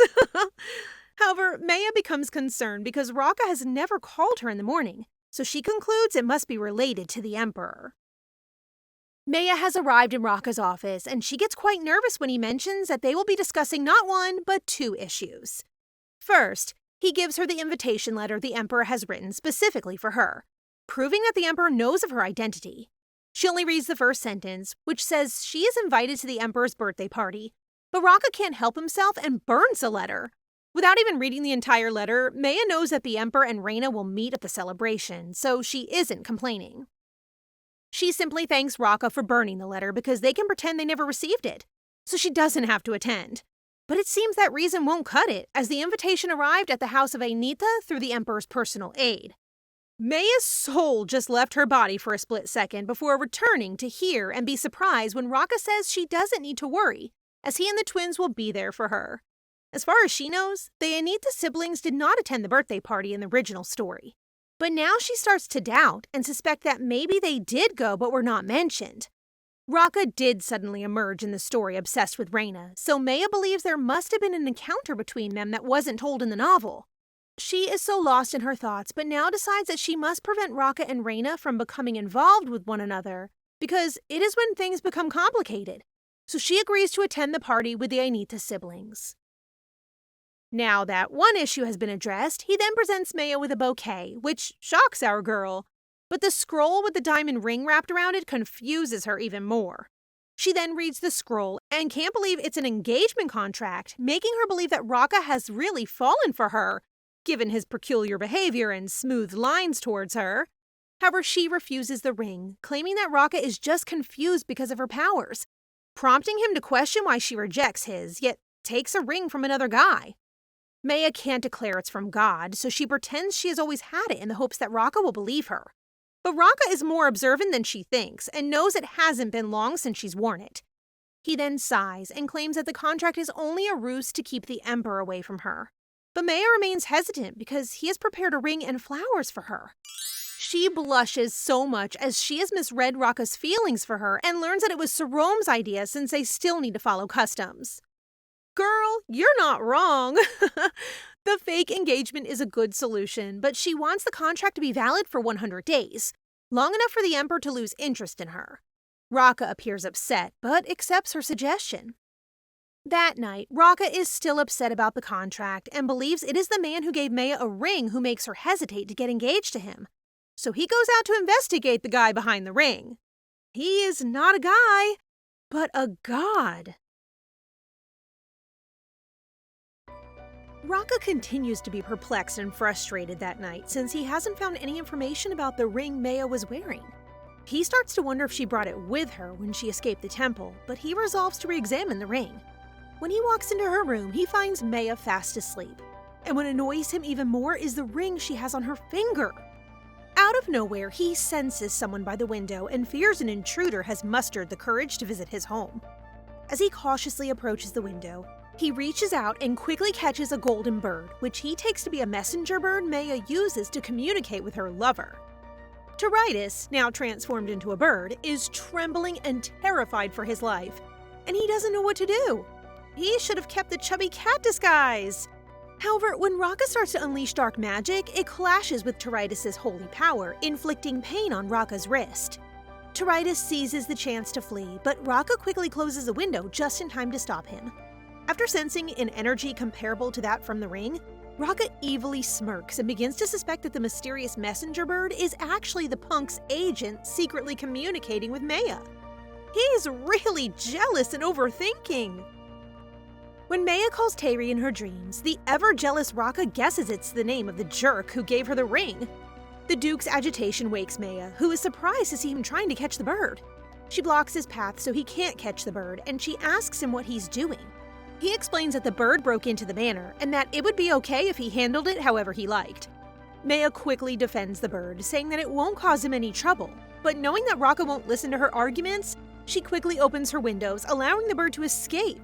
Fly free, little bird! Rakha confronts Meia about her actions, telling her that he knows the bird gave the ring to her and that she is secretly communicating with someone suspicious. Meia is irritated when she tells him that the bird was not sent by her lover, and she flushes when he demands to know who gave her the ring.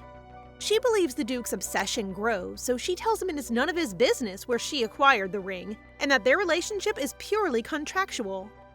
I think I heard Rakha's heart break a little there. The next day, the twins are discussing their swordsmanship class as they walk down the corridor.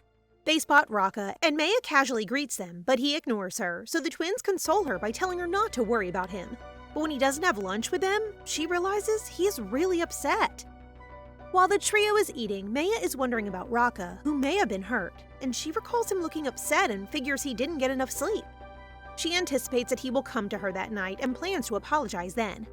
Dell senses something is wrong and asks her if she and Rakha are fighting, and Meia smiles and tells him that she thinks Rakha is angry, but she pauses, stopping herself from explaining everything to the twins, and urges them to just finish their food. Meanwhile, Rakha puts all the blame on the ring guy he calls Jerk Tairi for both Meia's decision to leave him and his recent behavior toward her in the hallway. He orders Sarome to investigate a man named Tairi, and he wants results immediately. While working, he feels a weight on his chest and is determined to find and eliminate Tairi. But something continues getting on his nerves. A weird and terrible feeling that he refuses to know and believes that killing the culprit will solve everything. Nah, you're just hurt! Delkine knocks on his door and says he needs to talk to him about something. He asks straight out if he and their sitter had a quarrel because he noticed him ignoring her earlier in the hallway. Rakha responds that he wasn't intentionally ignoring her, and that he was just thinking about a lot of other things. However, Dell has already placed his trust in Rakha to marry Meia, thus, the fact that the relationship was already in trouble upsets him. He then asks Rakha if he wants to spend the rest of his life with Meia, which his big brother immediately answers with a yes. Since that is confirmed, Del insists that he must act quickly to win Meia's heart, as she will remain by his side forever if she falls in love with him. Baby Delkine is acting Cupid, and I love it. Meia is shocked to meet Rakha the next morning when she is still in bed, and she quickly apologizes for what happened. However, just as they are about to have a serious talk, Rita bursts through her door, screaming that there's an emergency, which causes the Duke to back off. Meia follows Rita outside her room as she cries out for assistance, and she finds Aisha throwing her tantrums and standing on the edge of the terrace, threatening to jump if they force her to have the designer take her measurements for the royal birthday celebration. Then Meia notices that Delkine, who is accustomed to witnessing his twin have tantrums, is sitting quietly and reading. Del knows exactly what he needs to do to get Aisha to come down, so he walks over to Meia and asks her to lean down so he can kiss her on the cheek. Aw, that's just so cute. The plan seemed to have worked because Aisha is running up to them. Meia then uses the same trick, promising Aisha a kiss and a good job stamp if she joins her at the dressmaker, which convinces our little troublemaker to agree. All the maids are surprised at Meia's ability to make the twins follow her, but in truth, she worries that if this keeps happening, she'll be forced to give the twins 10 stamps and a wish. They have made their way inside the room where Lady Ibelia, the dressmaker, is waiting for them. Because the lady is so used to Aisha evading her, the day of measuring Aisha begins, which is going to be a somewhat lengthy one.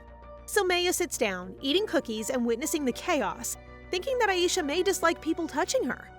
Then Rakha shows up and confirms this and proceeds to say that Aisha hates being touched so much that she even gets dressed and washes herself, with Meia being the sole exception. He looks over at her, spots some crumbs by her mouth, wipes them off, and then eats them. My guy is taking all the chances he can get. This time, Meia is the one who is dazed, but that ends when Aisha loses control and unleashes her dark powers. Dark magic is actually prohibited, with the exception of when it is used for the benefit of the Empire. And if word gets out that Aisha is using dark magic, Rakha will run into problems, so he has no alternative but to erase the memories of the staff inside the room. Aside from Meia and Aisha, everyone freezes because of Rakha's powers.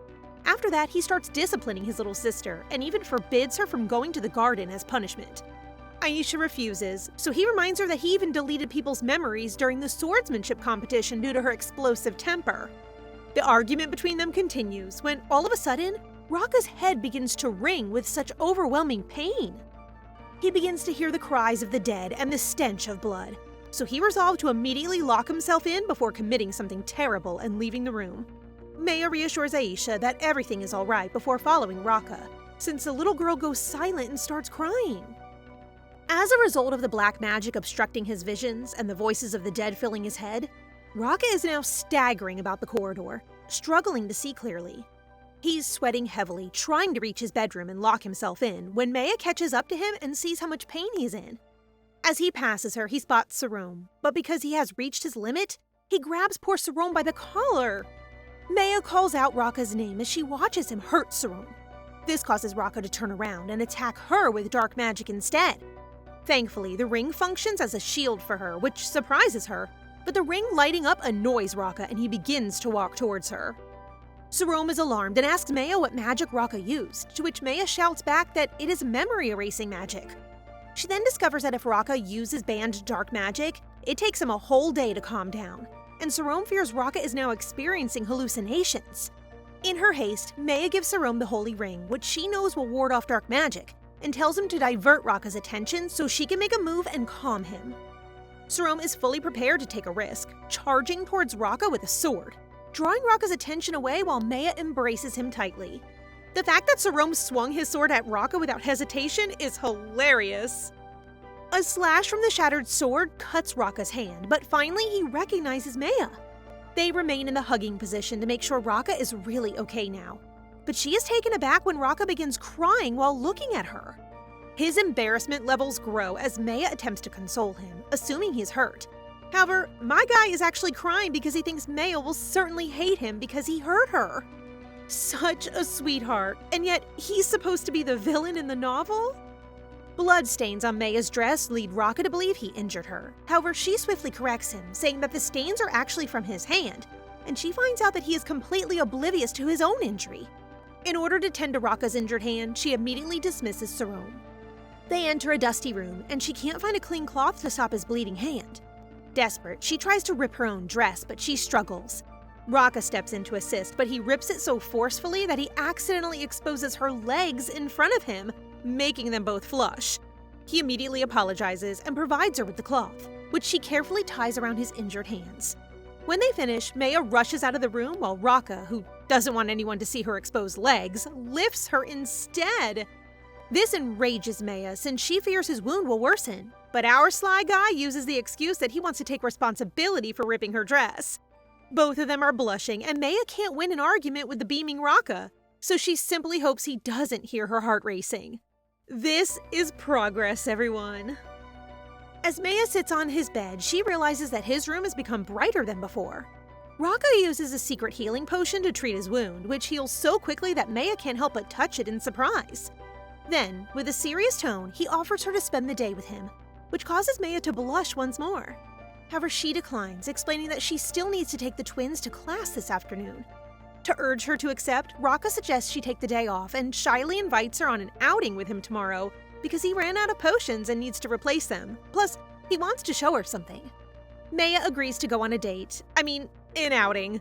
As Rakha lifts a flower petal that falls on her cheek, saying that it must have flown in from the garden.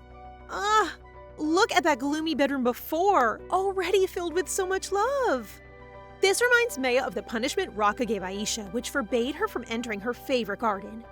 She persuades him to impose a different punishment on Aisha instead of the restriction, promising to reprimand Aisha so that it does not happen again. She doesn't think Rakha will agree, but to her surprise, he does. On one condition, she must spend the entire day with him. You all know who will be opposed to this outing, Aisha, who is currently ranting at Rita. The poor servant is trying to calm her down by explaining that the Duke told her to be quiet while their sitter rests, which only makes the brat even worse. Aisha gets a bad vibe and decides to check Rakha's room when Rita inadvertently tells her that Meia is in the Duke's bedroom. Dell stops her, explains that she has to do what he says without complaining, and tells her to calm down, reminding her that their sister-in-law appreciates people who keep their word. Finally, Aisha agrees to calm down, and they continue with the lesson. Dell is so composed and so precious. Meanwhile, the Pope requests an urgent meeting with the Emperor, claiming that after a decade since the previous prophecy, they had received new writings on the prophecy scroll. The Pope brings the prophecy scroll so that the Emperor can examine what has been written, and it appears that Tiritis has added a note to it indicating that the holy item should be given to his daughter, Meia. The temple had already investigated, and the holy item that had been foretold to keep the empire from collapsing was certainly gone. Yup, our girl is already wearing it while Rakha's jealous about it. The Emperor believed that the previous prophecy, which stated that the god's daughter would give stability, was about him because he's the only one who is unstable due to his use of divine power. However, he begins to doubt and attempts to read the prophecy from a new perspective, understanding it as a warning about their empire's impending threat. He then suspects that Meia fled the temple because she got a divine call to keep the empire from collapsing, and he aims to see her and learn more about it. Just then, Viego rushes into his office to inform him that they have received an announcement of Duke Aintia and Meia's engagement. Rakha is not wasting any time! Rita notices how cheerfully Meia is getting ready and asks what's up, so Meia says she's just heading out for a little time with Rakha. Just the two of them on an outing is clearly a date for Rita, which makes Meia blush so hard. Rita also adds that the Duke typically goes alone to tend to his business, and that this is the first time he goes out with someone, making her swirl in delight. But Meia slyly explains that they are only buying something together and that's all. Yeah, whatever you say. Rita leaves and Meia can't get the word date out of her head and begins playing with her hair when little Aisha abruptly enters her room. Dell also shows up, but he knocks before entering, making Meia happy and complimenting him on his manners. So Aisha, jealous, returns to the door and does the same. She learns so quickly that Meia is overjoyed, and she swears to always knock from now on. Aisha then hands Meia the paper because she forgot to give her a good job stamp yesterday because of all the commotion. When Meia discovers that Aisha has been writing down her actions whenever she receives a stamp, she can't help but find Aisha so adorable and ends up kissing her all over. Despite her spoiled nature, I find it impossible to dislike this little child.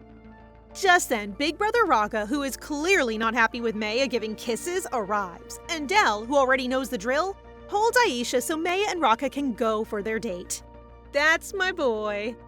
Meia, surprisingly, shies away from correcting Del and instead quietly exits the room with Rakha as Aisha lets out a hearty scream. After the two adults leave, Aisha continues to rage at Del. So our very wise young man says that love and marriage are what push a person to stay. He then explains that Meia is only their babysitter and will soon leave when they reach adulthood. They can collect more good job stamps to get a wish and make Meia stay. But Del anticipates that the other servants will oppose this and make Meia uncomfortable. Since they can simply murder everyone, Aisha has ruled that out, which makes Del sigh considering Meia despises such actions. So getting married is the best option because it will ensure that Meia stays with them forever. Slow clapping for my boy here, he's very clever. Speaking of the couple, Meia isn't expecting to see a very shabby potion shop. This is definitely not where people go on dates. She is on her way to open the door when Rakha interrupts, saying that the owner doesn't let just anybody in. But that doesn't mean he can't destroy it, just in time for a furious man to open it. Rakha is reminded by the man that they had a password, Open Sesame, that he could have used. Classic. Now I know why Rakha doesn't use it. When the man notices Meia giggling on the side, he instantly shifts his tone and introduces himself as Fleur Meia, Rakha's longtime buddy. He then transforms into a were-dog with ears protruding from his head and tail, which Meia finds adorable and requests to pet him. Fleur blushes and accepts, but before he can say any more sweet words, Rakha has already grabbed him.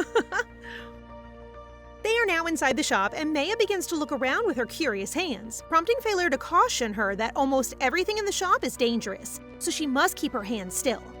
Rakha is with Fleur's assistant, so Fleur takes a chance to approach Meia and strokes her hair, which smells like the Flower of Shakir. He requests at least one strand of her hair and adds that he is the best potion maker, but he is now hiding due to certain mistakes. Even though it seems fishy, Meia gives Fleur a single strand and he immediately places it in a bottle. Rakha then grabs the vial, forcing Fleur to clarify that he would conduct a study on the hair since it might solve the shortage of the Flower of Shakir. Meia feels happy to learn that his research may help Rakha stop relying on her, as she only plans to stay with them for 4 months. Nah, we don't know yet.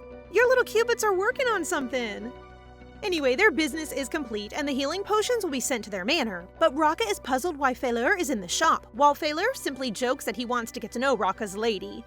Rakha gets cranky and blocks Meia, preventing Fleur from seeing her, while Fleur sighs and compares Rakha's behavior to a husband attempting to hide his wife. Meia blushes so hard, and just when she's ready to disagree, Rakha makes it very clear that they are actually going to get married soon. Fleur becomes serious and speaks with Rakha privately, asking if he is truly in love, which Rakha rejects. This relieves Fleur, and he explains to Rakha that if he is experiencing feelings, it is most likely due to the Flower of Shakir. Rakha used to think the same thing, but now he doesn't, yet he didn't tell Fleur about it and merely told him to mind his business. Fleur goes on to claim that he believes Rakha is incapable of feeling love, which is why there is a rumor that he's infertile. And that, guys, is how our dog here dies. And Rakha is ready to provide him proof that he is not infertile, prompting this tactless dog to quickly decline. However, he turns serious as he informs Rakha that he has run out of stock, making it impossible to send the Flower of Shakir potion to the northern forest. Upon learning that Fleur still has some extra emergency stock set aside for him, Rakha instructs him to send that supply for now, and he reassures Fleur that he will provide all the support necessary, emphasizing the importance of prioritizing the search for a substitute for the Flower of Shakir. Meanwhile, Meia feels a chill as she waits for them, and suddenly the candles go out, causing her to tremble in fear. She then feels a sharp sting on her finger where her ring sits, prompting her to wonder if something is affecting the holy item. Out of nowhere, a voice warns her to watch out, and in an instant, Fleur's assistant slips right beside her, carrying an open jar. When Meia sees something squirming inside the jar, she quickly grabs a book to help temporarily block it. This prompts the assistant to quickly express her gratitude, but she becomes frantic when she suddenly hears footsteps approaching the room, so she swiftly begs Meia not to speak about what happened, fearing she'll be scolded. Are they doing some evil experiments? Meia and Rakha are walking outside when Rakha spots a suspicious man in a brown hooded cloak.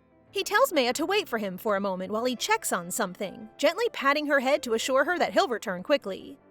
As she stands alone, Taritus suddenly appears, startling her. He warns her to be cautious and mentions that he has contacted someone as a precaution, which leaves her puzzled.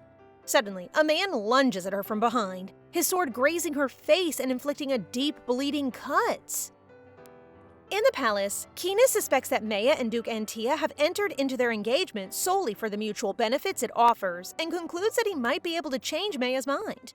Suddenly, he sees a golden bird flying outside his window, making him curious, so he decides to go outside. Meanwhile, Rakha captures the suspicious man and slams him against the wall, demanding that he reveal his identity. But it surprises him when the man kills himself. Seeing the crest on the man's sword, Rakha recognizes it belongs exclusively to the Knights of House Aintia. Back with Meia, Tiridas urgently shouts for her to run away quickly. As they move, he suddenly tells her he must leave now because his bird form will not last longer, causing her to cry over her situation. He then advises her to keep running and turn right, which confuses her, but she decides to follow his instructions anyway. Unluckily, Meia reaches a dead end and decides to hide behind the stacked crates as she hears footsteps approaching her. The man spots her and realizes she is the Saintess, while she recognizes him as Kines Shardea, the male protagonist of the Flower of Shakir, causing her to assume that he is the person Tiridas mentioned. He then tells her that he senses an ominous energy nearby, prompting him to suggest that they walk together, which makes Meia feel hesitant, but he insists on escorting her to the Aintia Manor. Inside the carriage, Kines asks about Meia's cheek and gently touches her face, surprising her. Instantly, a magical light glows, healing the scratch. Meia wonders why he used such power on something unimportant, and he claims that she is not an ordinary person. After some time in Aintia's manor, everyone hears Rakha slam the door as he enters the room where Kines and Meia are drinking tea. Filled with rage, he greets the Emperor and demands to know why he's with Meia. In contrast to Rakha's anger, Kines simply smiles and explains that he felt something guided him to Meia. After tending to her injury, he accompanied her back to the duchy, which only intensifies Rakha's reaction. Before the situation escalates further, Viego arrives, and before Kines leaves, he expresses his hope to see them at his upcoming birthday banquet. Meanwhile, Aisha rushes into Delkine's room, venting about Meia returning home with the Emperor, but Del believes they cannot take any action at the moment. This prompts Aisha to react, leading Del to resolve to call Meia's personal maid immediately, as they need to execute their plan before it's too late. Afterward, Rita knocks on Meia's door and convinces her to try the rare tea leaves they received. Once Meia agrees, Rita proposes enjoying the tea in the garden to take advantage of the lovely weather, and Meia invites Rita to join her. Meia is enjoying the lovely weather when a stone rolls by, prompting Rita to realize it's Del's signal. Rita persuades Meia to take a walk to the back garden, which Meia readily agrees to. As Meia walks through the maze, chatting happily, she suddenly senses something is wrong, and when she glances behind, Rita has disappeared. The mission to trap Meia in a maze is successful, so the twins let poor Rita free while Delkine leaves to bring Rakha, who is currently investigating the ambush. Honestly, Patrash seems sloppy about work. Just look at him, totally spaced out while trying to explain why the knight they sent to the northern forest hasn't sent any communications. Rakha then summons the maid who has worked the longest at their estate to see whether she remembers Damien, and it appears that the child fled when the estate was in chaos 5 years ago, when Rakha was busy taking over the dukedom and banishing his parents to the northern forest. Damien is this red-haired kid that his dad brought before the twins came along, and Rakha used to brush him off because he was always trying way too hard to grab his dad's attention. Del arrives in the office, sweating after hearing the rain, prompting Rakha to suspect that the twins are up to something again. They immediately get to the maze, and the twins appear very sorry as they explain what happened while Rakha rushes inside to find Meia. Inside the maze, Meia discovers a beanstalk, not tall enough to see the giants, but tall enough to climb on top of the hedges. As I expected, she falls trying, but Rakha is quick enough to catch her. After a warm bath, Rakha makes Meia sit near the fireplace, throws a warm blanket over her shoulder, and checks her temperature with a rhythmometer by pressing their foreheads. Rakha is ready to punish the twins now that he has taken care of her, prompting Meia to stand up to stop him before tripping down. She crashes on top of him, causing both of them to blush just in time for the twins to open the door and apologize before immediately fleeing after seeing the two. I guess their plan worked in the end. The twins are now in their room, with Aisha crying because she believes that if the two kiss, a baby will be born, and Meia will have no time for them. Del sighs and suggests she start reading books because, according to what he's read, a stork will deliver a kid if two adults marry and agree. Just when I thought Del was about to flex his intellect, It turned out these two are just cute little innocent munchkins. One evening, Meia can't sleep because she's nervous about the upcoming royal birthday banquet, so Rakha proposes they practice their dance. The room glitters as they dance, and it appears that our guy is so into it that Meia has to tell him to let go of her waist so she may twirl, which makes him feel a bit embarrassed. She is so eager to show off her skills, but we're talking about Meia, so yeah, she falls again, prompting him to quickly hug her before tumbling into the bed. The entire situation makes her laugh, causing him to go on top of her to remind her that she is in a dangerous situation with her fiancé. This totally flusters her, and she shoves his face away, but he just grins because he knows he's got her remembering he's her fiancé. It's finally the birthday party, and as usual, nobles in every story are just so bold to gossip without care. They refer to Meia as a former slave turned nanny, basic and simply pretty on the outside. Our girl is putting up with their chit-chat for the sake of the twins and simply looking for Rakha when she notices Reina, the female lead. However, Meia's attention is drawn to the ladies who are discussing Rakha's previous marriage talks with a pink-haired girl named Sharon. Meia thinks the lady is gorgeous and classy, but her contractual relationship with Rakha just makes her feel even more uneasy. Where is Rakha, you ask, when Meia is being devoured alive by the nobles? He actually finds Damien at the banquet, and they go outside to talk. Damien openly states that he is the mastermind behind the assassin's dark magic, and he feels their father will be overjoyed if he discovers he has successfully used it. Damien then throws a mana amplification stone at Rakha, causing him to kneel in pain. Damien lays it out: either lift the dark spell on their father, or he'll keep bringing the chaos to him and everyone he cares about. When Rakha declines his offer, Damien turns around to test the mana stone on someone else, possibly our little Aisha, who can wield dark magic. Damien orders the servant he brainwashed to get the stone while Rakha is still in utter pain. Reina notices Meia inside the party and beams as she greets her because she felt anxious about being invited. This is a party only for powerful families, and Meia knows Reina was invited because the Emperor discovered she is the lady who can put people to sleep. This relieves Meia because it means the lead's love story is moving well, but she has no intention of becoming involved with the female lead, so she excuses herself. To her surprise, Reina begins to cry, claiming that people call her unrefined and that only Meia has been nice to her. Thus, she desperately wants to be close to her. Okay, is this red hair red flag? That cry looks manipulative, but hopefully I'm wrong. Reina in the story doesn't appear to have any friends and is only surrounded by bad people, so perhaps she is being sincere? However, they are interrupted by a lady named Moresta, who criticizes Reina's ragged outfit. But Meia recognizes her as Moresta Roperite from the novel, who always picks on Reina while secretly caring for her. Meia's eyes brighten when she meets a side character, but Moresta's vicious manner captures our tiny Aisha's attention, and she races to attack her.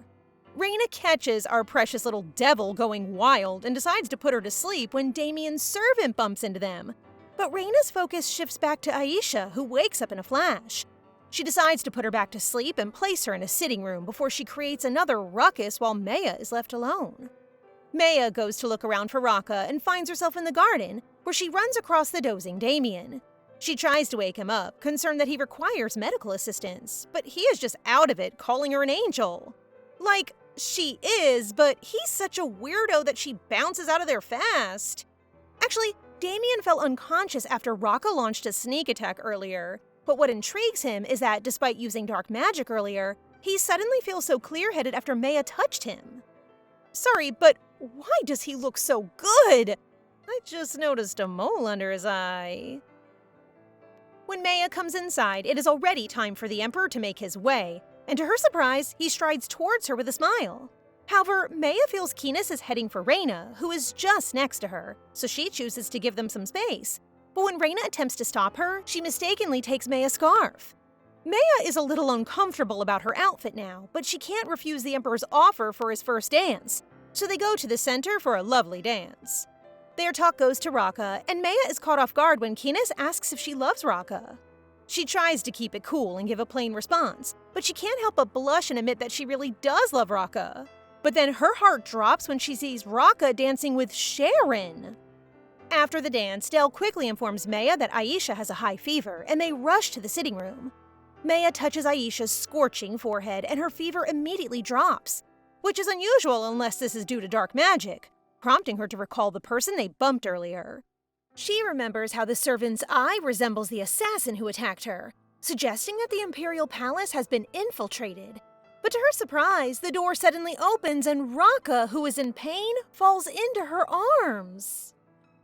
Meia pats Rakha's back, which lowers his fever, but it appears that a witch named Sharon decides to follow him here and is now shaking in fury at their position. Meia, a jealous wifey, proceeds to stroke Rakha's hair, prompting Rakha to express that he's feeling much better, forcing Sharon to walk away. Look at how happy our girl is at her success! However, Rakha becomes increasingly thirsty, forcing Meia to push him away, making things awkward. But thankfully, Aisha awakens, diverting their focus to her. They notice black marks on her arm, but Rakha assures them that it is only dark magic that has seeped out and will be gone soon. Still, Meia gives Aisha another touch, and to her shock, the dark symbol just vanishes. That evening, our twins are having serious discussions about their serious problem because the Emperor had the first dance with Meia. Del also noticed Meia pushing Rakha away earlier, and according to the book he read, when a couple fights, the wife runs away, which horrifies Aisha. Kids, the couple you're overthinking is simply enjoying some fresh air on the balcony. Meia suspects the ambush's connection to the banquet, prompting Rakha to reveal Damien as the mastermind.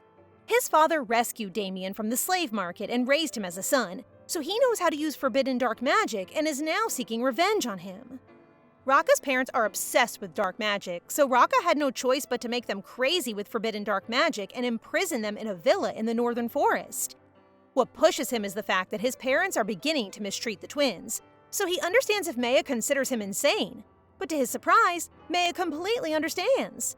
He's simply trying to save his siblings and change their futures. A big brother who loves his siblings is always a green flag. They head inside, and Meia feels that if Aisha has those dark marks on her arm, Rakha most likely has them too. Rakha does not deny it, but assures her that it will vanish soon. But our girl is so hoping to help that he has no choice but to show it to her. Did you guess where? Yes, the author said, let's place that on his chest and show off his abs. Meia is genuinely concerned since she knows he's been in pain all this time, which amazes Rakha because no one has ever spoken such things to him. He can't believe that instead of capturing her heart, she has already captivated his, leading him to admit that he truly loves her. Meia then asks permission to touch his chest, the dark symbols. She insists that it's purely for the sake of healing. After a little while, the symbols begin to fade, but that's also Rakha's limit as he pins her to the bed. Is this where Del's stork story takes place? Meia thinks Rakha is out of his mind again, which frustrates our guy here because she fails to recognize that he has real feelings for her. First and foremost, he makes it clear that he is fine, which Meia believes because she is wearing the ring Tiritis gave her, and then he whispers to her ear that he does not do anything he does not mean. He then interlocks their hands, telling her that his feelings have nothing to do with her power, before asking how she feels about him. Her survival instincts tell her it's best to say she doesn't like him, as staying close could lead to trouble. Plus, her plan from the start has been to save up money and leave. However, she realizes that leaving Rakha and the twins makes her feel worried. So for now, she responds with a vague, I don't know. Rakha sees that in a positive light because it shows there's a chance, and he sweetly kisses her hand. I am loving this courting era.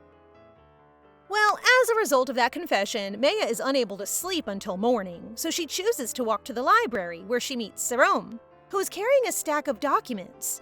A letter slips by, so she grabs it for him, but to her confusion, it is from Sharon, so she hurries away while holding it. Sharon invites her to a tea party, but our girl realizes it's a plot to humiliate her, so she crumples it and heads to the library. She was like, no way we're wasting episodes on that!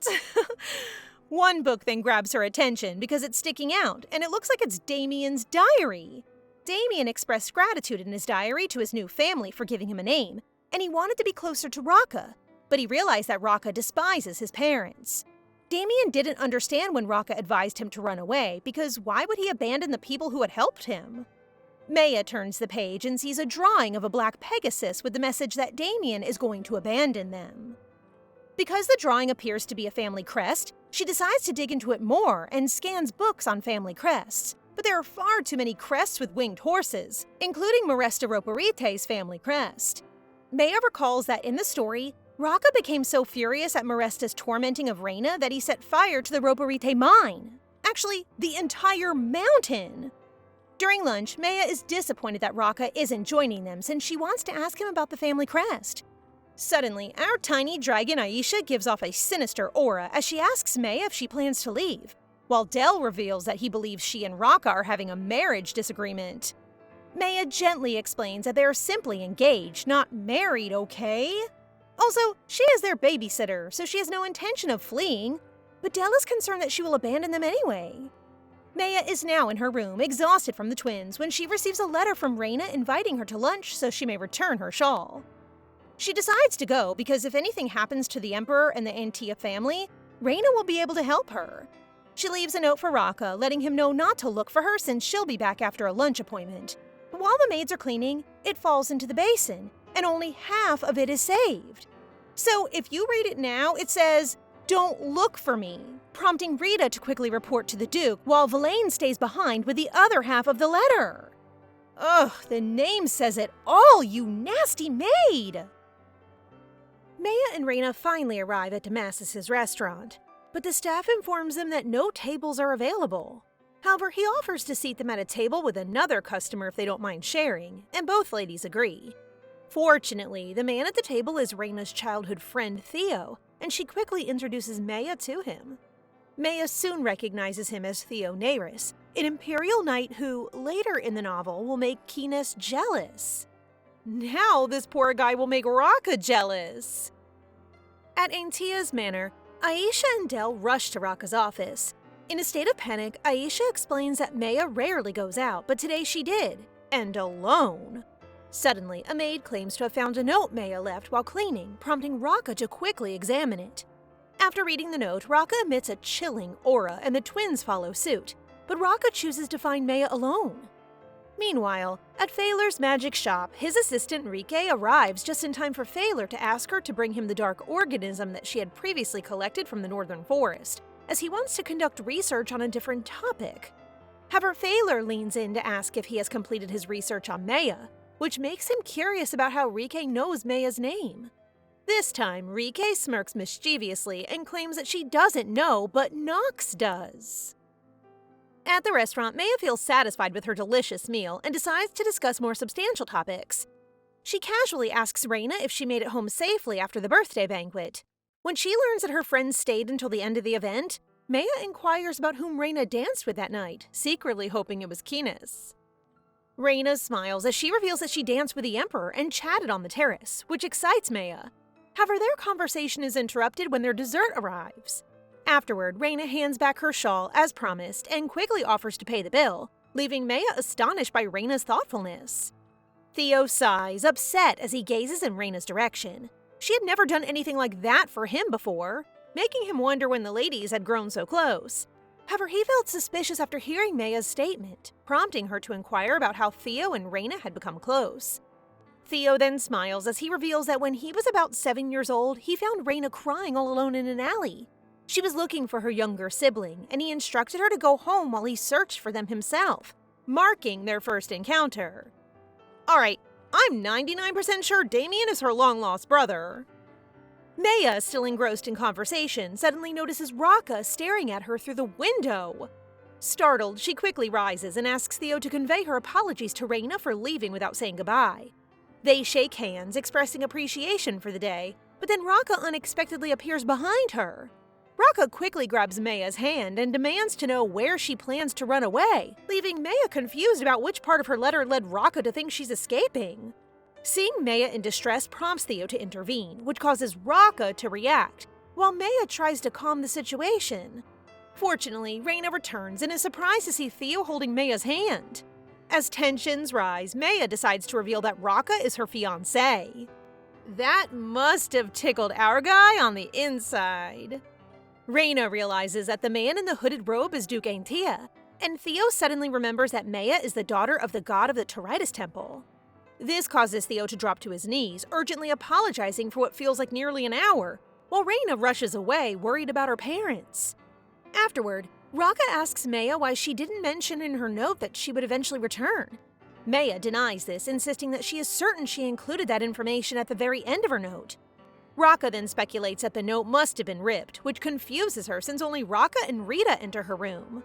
Rakha adds that the maid informed him she accidentally dropped the note in water while cleaning, which makes Meia laugh as she believes her note was damaged because it got wet. Meanwhile, Sarome yawns because he hasn't slept for 2 days while working with the Duke, which leads Villain to laugh. She then suggests that he get some rest for at least 10 minutes and offers to look after Aisha and Delkine. Villain's offer entices Sarome, who is utterly exhausted, and after considering it for a moment, he decides to accept her proposal. After Sarome exits the room, Villain shows the kids a note she claims is from Aisha's room. Del quickly grabs it, and both kids are surprised to discover that Meia left because of Rakha.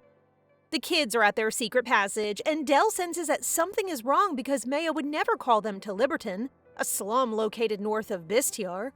However, Aisha argues that Villain would have no reason to send a fake note, as she is someone who always looks out for them. Despite Del's skepticism, the urgency to save Meia prevails, so he decides to follow Aisha's lead. My blood pressure, oh my! Meia is shocked by the large number of people on the streets, leading Rakha to inform her that there will be a fireworks show tonight. He has no interest in it and wants to return home because the twins are waiting for Meia. But when our girl appears so eager and curious about the event, his reasoning gets crushed by his love for her. They decide to look around while waiting, and Meia extends her hand to remove Rakha's coat, but is disappointed when he avoids her touch. She acts cranky, which makes him giggle, and he leans closer, asking her to remove his hood, which she initially rejects, but eventually does. These two are making me giddy. Meanwhile, Damien receives a call from Villain informing him that she has successfully brought the twins to Liberton. So, as promised, Damien ensures she will receive the payment they agreed upon. However, Villain seems unconcerned about the money. She simply wants to save her sick child as promised. The truth is that Damien met Villain and her son on the streets and gave her money and a promise to treat her boy. He could have used dark magic to control her, but part of him is curious about what family means to others. He now sees that Villain's son is more important to her than money. Thus, he believes that if his revenge scheme is successful, the former Duke and Duchess Aintia would also love him. The twins better be safe, or there will be no redemption for you. Meanwhile, the Emperor decides to visit the Adrian estate and invites Reina to join him on an outing to see the fireworks. While in the carriage, Reina notices the twins go down an alley that leads to Liberton, which is notoriously dangerous, and she is now torn between pretending she didn't see them because she is with the Emperor and going after them. Ma'am, if you save them, I'll quit doubting you. Aisha's sharp instincts tell her that someone is following them, but Del refuses to let her fight them because they don't know how many there are. Aisha has no idea, but Del knows they are in danger. So when he sees the clock tower, he tells her they will split up and meet there if Meia is not at the meetup spot. When they get to the meeting spot and there is no Meia, he quickly understands it's a trap and tells his twin to run. Returning to our leads, who have no idea what's going on, Meia buys a book for Del and a twinning wish bracelet with Aisha. As a jelly person, Rakha gets another bracelet and casually claims that he too likes bracelets. A cute braided bracelet at that.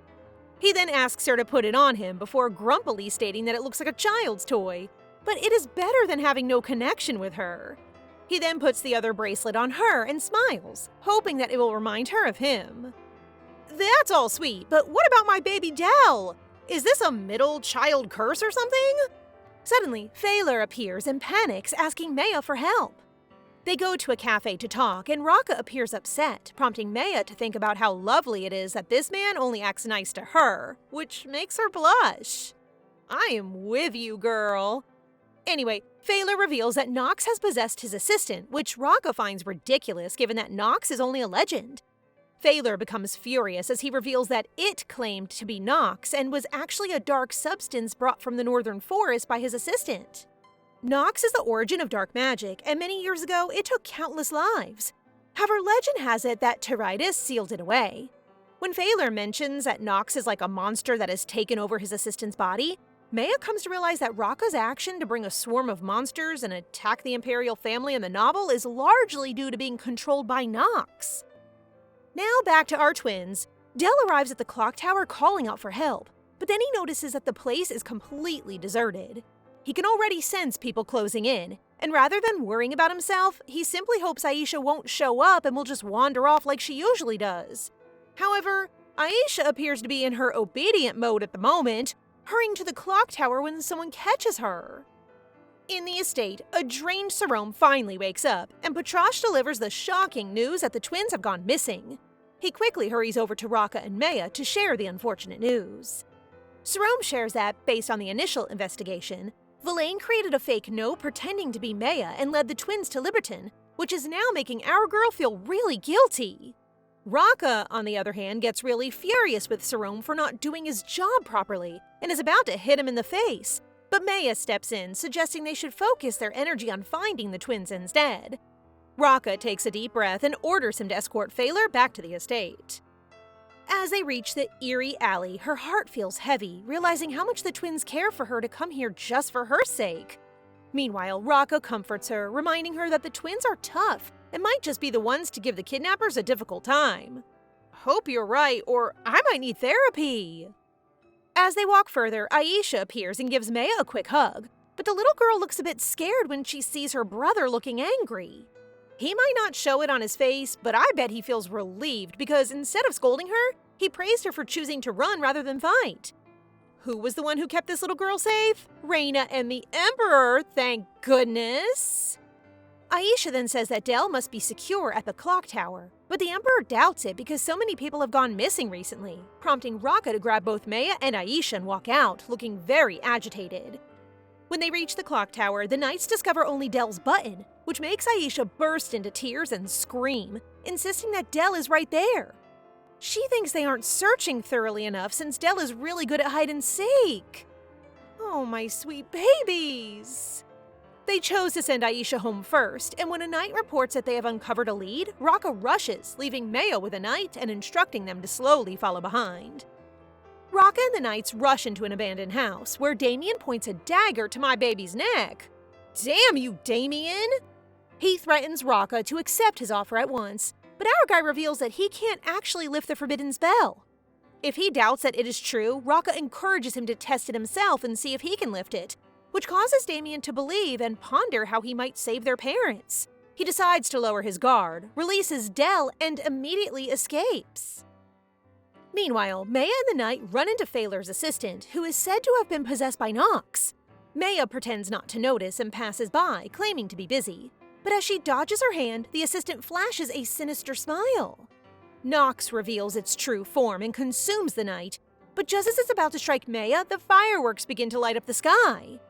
It looks like the light is hurting Nox, so Meia takes the chance to escape, and gladly she runs into Rakha, who makes her cry tears of relief. As the fireworks light up the whole alley, and in the midst of the drama that just happened, these two finally share a kiss. Well, since everyone is already safe, why not go for it? Damien manages to escape the knights, but he looks dejected since he figures the curse cannot be lifted. He thinks his life is worthless if he cannot save his foster parents, when Nox appears in his dark, shadowy form, claiming to be able to lift the curse. Now back to baby Del. They're in the carriage, and it's my first time seeing him so vulnerable, sitting on Meia's lap and hugging her as he keeps crying. As soon as they arrive at the estate, Aisha, who is also in tears, quickly rushes to embrace her twin. Things have been going great with the couple, though they often get interrupted by the twins, which they don't mind at all. Just look at this adorable, chaotic family all snuggled up and sleeping so cutely together. The peace did not last long, since the Emperor now visits the Aintia manor while Rakha is away, leaving Meia with little choice but to face him alone. As they eat, the Emperor directly questions if she dislikes him and why she fled from the temple rather than blessing him. There's no longer a reason to keep it hidden, so Meia admits that if she blesses someone, she'll fall asleep forever.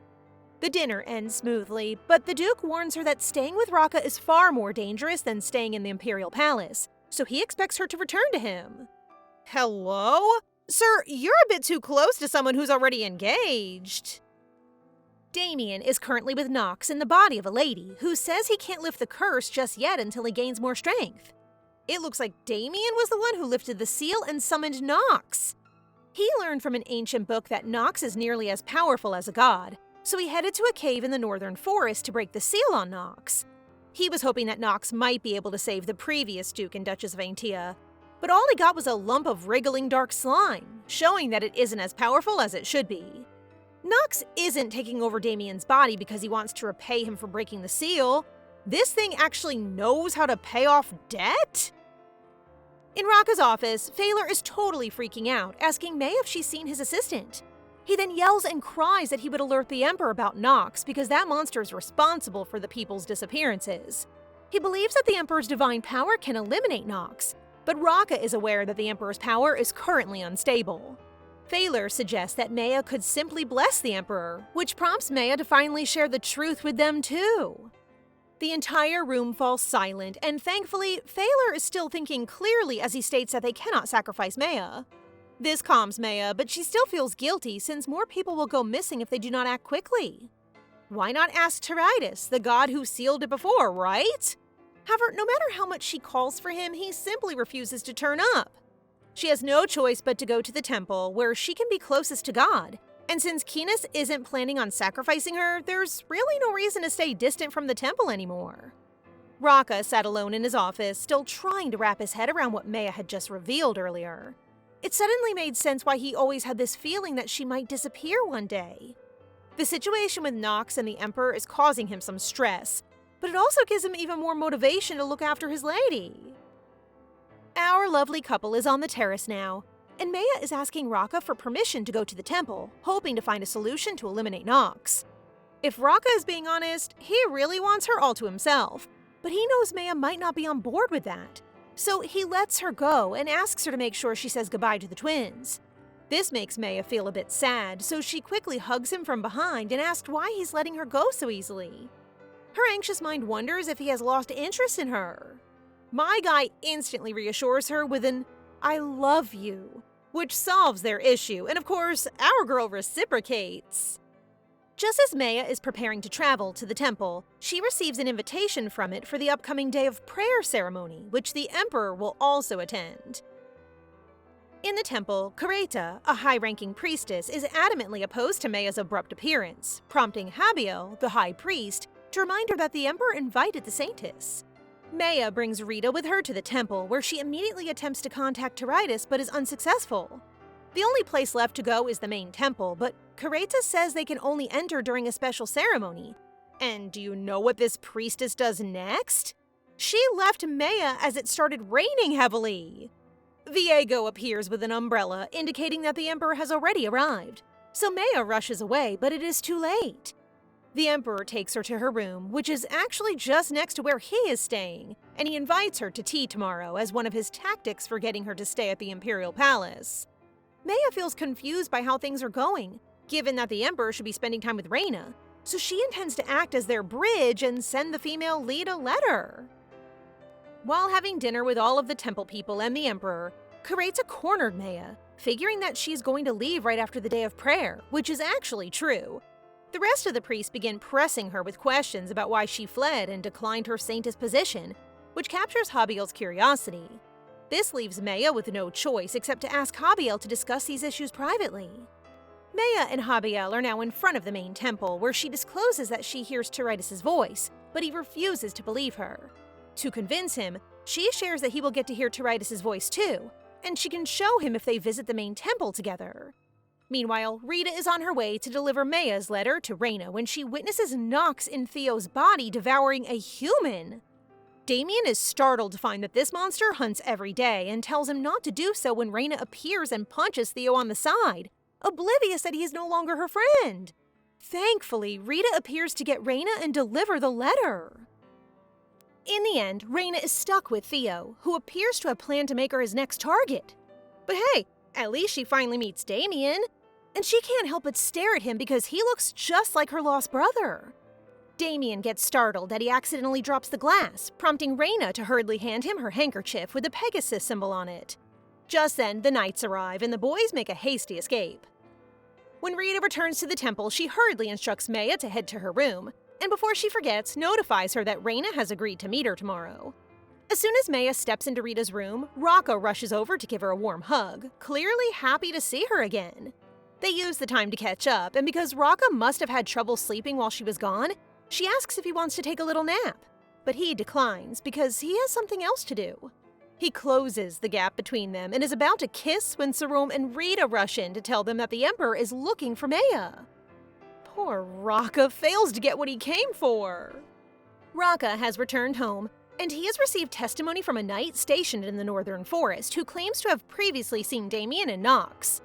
Rita has also told him about what she witnessed when she delivered the letter, which leads him to believe that Damien, Nox, Reyna, and Theo are somehow connected. The next morning, Javiel and Meia are inside the main temple, and as soon as our girl calls Tiridas' name, a light shines through the room, and Tiridas finally speaks up. Javiel is entranced, and when Tiridas tells him to leave the room so he can speak with Meia alone, the once tough high priest behaves like an obedient puppy. Tiridas appears to have been unable to meet with her because he violated a rule about using divine power on Earth. He was restricted when he used his power to summon Kines when Meia was attacked, so they can only communicate inside the temple for now. They then discuss Nox, and it appears that the beast was betrayed by a human it once loved, so it went around slaughtering people. And since Meia has no intention of blessing Kines to finish off Nox, Tiridas proposes that they can simply dispose of the person who summoned Nox, which will eventually destroy Nox. Speaking of that man, Damien has a dream about being separated from his sister, and he has decided that Nox cannot take over Reyna's body because he suspects she is his sister.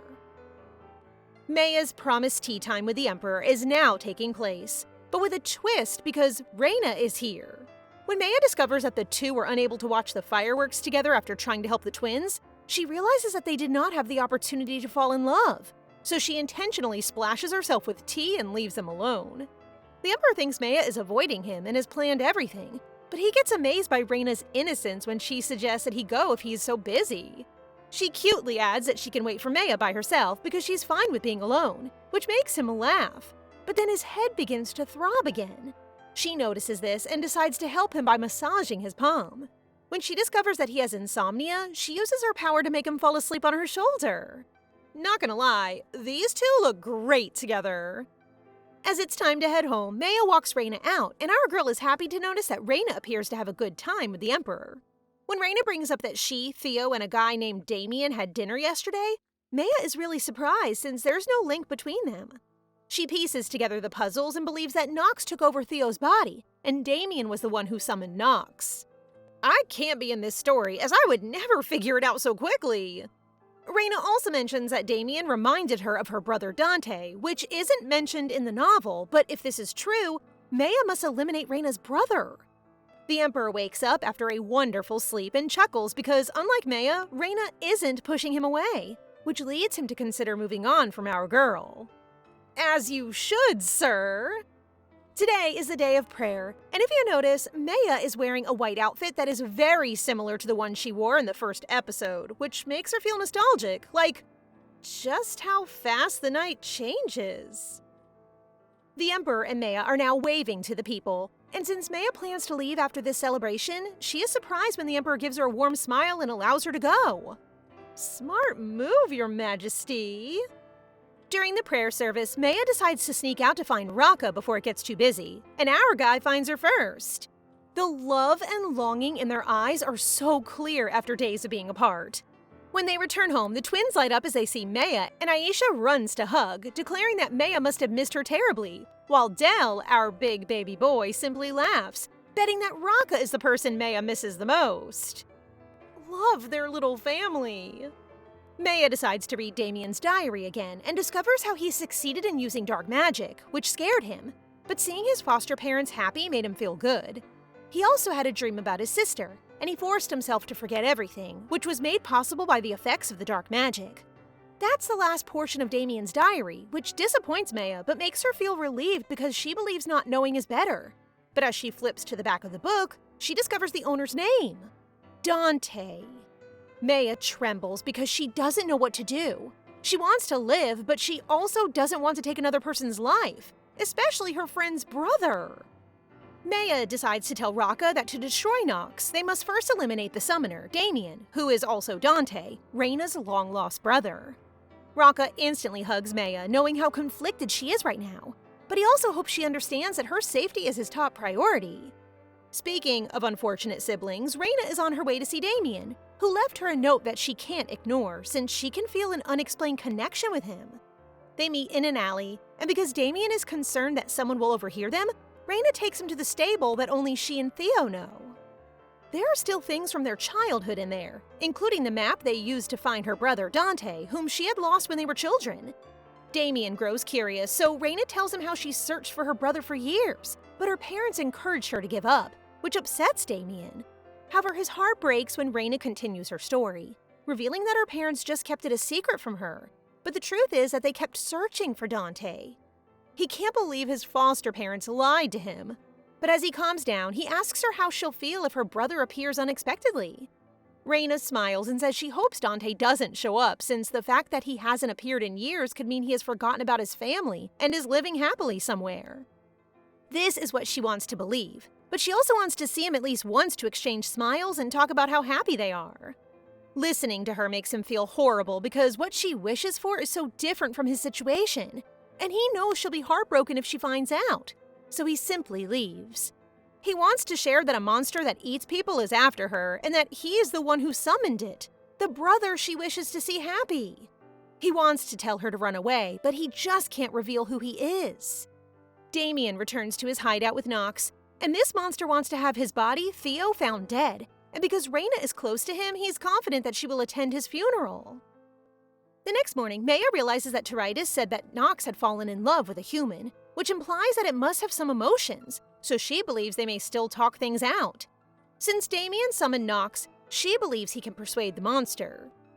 Damien returns to the stable, deciding that if Reina shows up, he will give her flowers and tell her the truth. He looks around, and seeing Theo and Reina's height marks over the years on a wood panel makes him feel awful, because he has just caused her to lose a precious friend. It was a short screen time, but I really feel sad for Theo getting caught up in this mess. To Damien's surprise, Reina shows up, so he gives her the flowers, and she slips one behind his ear, like she did with her younger brother. He feels warm within, and a part of him wishes to continue enjoying this feeling. He wishes they had met earlier when things were less complicated, but all he can do now is warn her that there's a monster taking Theo's body right now, and his next target is her, so she should hide. Reina visits Meia to talk about Damien, but they are stopped by the news that the Knights discovered Theo's body in an alley, which causes Reina to get up to see for herself. When Meia stops her to explain everything, Reina slaps her hand away, realizing Meia has always known about the monster and Theo. Meia is trying to share that it wouldn't have made a difference if she had told her earlier, since Nox is a monster that eats people, and Reina can't go against it. Reina trembles in disbelief at what happened to her dear friend, causing her to faint. When Reina wakes up and calms down, Meia informs her that Damien summoned Nox, and that they believe Damien can control Nox. But if not, their only option is to take out Damien, which will bring down Nox. Reina chuckles at the thought of getting back at the person responsible for her friend's death, but her expression quickly shifts into horror when Meia says that Damien is her brother. After a few days, Reina is called to the Imperial Palace, and she appears quite worn out since she couldn't even make it to Theo's funeral. Her dear friend who became an Imperial Knight just to search for her brother. When she sees the Emperor, she just can't help but cry her heart out to him. Meanwhile, Meia is worried about Reina and decides to pay her a visit today with the twins. However, when they arrive at the Adrian estate, they learn that Reina is in the Imperial Palace and will return soon, so the butler takes them to the sitting room, where they discover Damien unconscious in the hallway. Rakha arrives with his knights and asks about the twins, but all is well. They're simply resting in the next room. Reina also arrives, and Meia asks her to help convince Damien to control Nox. Reina enters the room where Damien is still sleeping. She can't believe her little brother indirectly killed Theo, but she can't hate him after learning what he went through. Damien awakens with a still aching head, clearly the result of dark magic, but he is very worried about Reina. It seems like this is not a reunion at all, as Reina chooses to get right to the point while discussing Nox, referring to him by Damien rather than his real name. After their conversation, Reina walks out to inform the Aintias that Damien has agreed to persuade Nox, but she also hopes they won't reveal that she knows he is her brother because the timing isn't really good. While Rakha is with Damien, the ladies decide to talk, and Reina suggests notifying the Emperor about Nox, but Meia refuses because the Emperor could harm Damien. Reina becomes furious, insisting they can just hide Damien, right? Reina does not want to lose anyone again, leading Meia to confess all, that she can't bless the Emperor. Reina sobs in her arms after hearing Meia's story, and Rakha enters after a while to tell her that, according to Damien, he and Nox have planned to meet in the Northern Forest within 3 days. The Aintia family is now in the carriage on their way home, and it appears that the twins overheard Rakha and Meia discussing their plans to visit the Northern Forest. Aisha simply wants them to return quickly, but Meia is taken aback when Del yells and expresses his great dislike for their visit. He appears terrified and trembles as he tells Meia this, prompting Rakha to demand him to stop, and that they'll talk about it when they get home. Meanwhile, the Emperor is digging into Damien after catching Reina slip his name. So it won't be long before he uncovers all the tea. The brothers have talked, and Meia goes to Rakha because she's concerned about how distraught Del appears today. This prompts Rakha to explain that he actually informed the twins that their parents had abandoned them, but it appears that our smarty little Del discovered the truth, so he chooses to tell him everything. Del claims to understand, but Rakha believes that his younger brother is only saying this to spare his feelings, which leads Meia to reassure Rakha that Del is thoughtful and wise, so he doesn't need to worry. The preparations for the trip to the Northern Forest are complete, and they decide to spend the night in a cabin. Meia takes a barrel bath while the knights drink, but when the door suddenly opens, she screams, and Patrash quickly closes it. Meia totally freaks out and jumps up to get dressed, but then Rakha, who's super worried, barges in and gasps. He turns bright red, apologizes like crazy, and leaves. This girl is seriously crazy for not locking the door. When they arrive in the Northern Forest, they quickly set up their base, and Meia takes the chance to apologize to Rakha, as she is, in some ways, the reason they are here. But she becomes giddy when he bumps their heads, declaring that her problem is his problem. Damien arrives and asks Rakha for permission to visit their parents before Nox appears, so our man has to remind him of the awful truth. The previous Duke and Duchess knew his family was looking for him, but kept it a secret because they wanted him to do that crazy dark magic thing. They regard their own kids as weapons to become stronger, and Rakha is hoping Damien realizes this. A knight then notifies Rakha that their knights are being blocked by Imperial knights at the eastern border, who say that they require a warrant to explore the forest. Clearly, the Emperor has sensed something, prompting Rakha to resolve the situation while they still have time. However, while Rakha is gone, Nox has already slain the knights and is now speaking with Damien, who is unable to persuade him to stop the slaughtering. Nox intends to wipe out the Imperial family and promises to remove the seal on his foster parents, which Damien accepts, but insists that they leave immediately. However, Nox notices Meia with Phaler, making them its next target. Damien is trying to persuade Nox that it's time to head out, and when Nox points out that the Saintess is right in front of them, Damien pretends he doesn't recognize her. This gives Meia the perfect opportunity to launch the flare. They hurriedly escape while Damien stands in Nox's way, and thankfully Rakha appears just in time, allowing Meia to reveal Nox's plan to take down the Imperial family.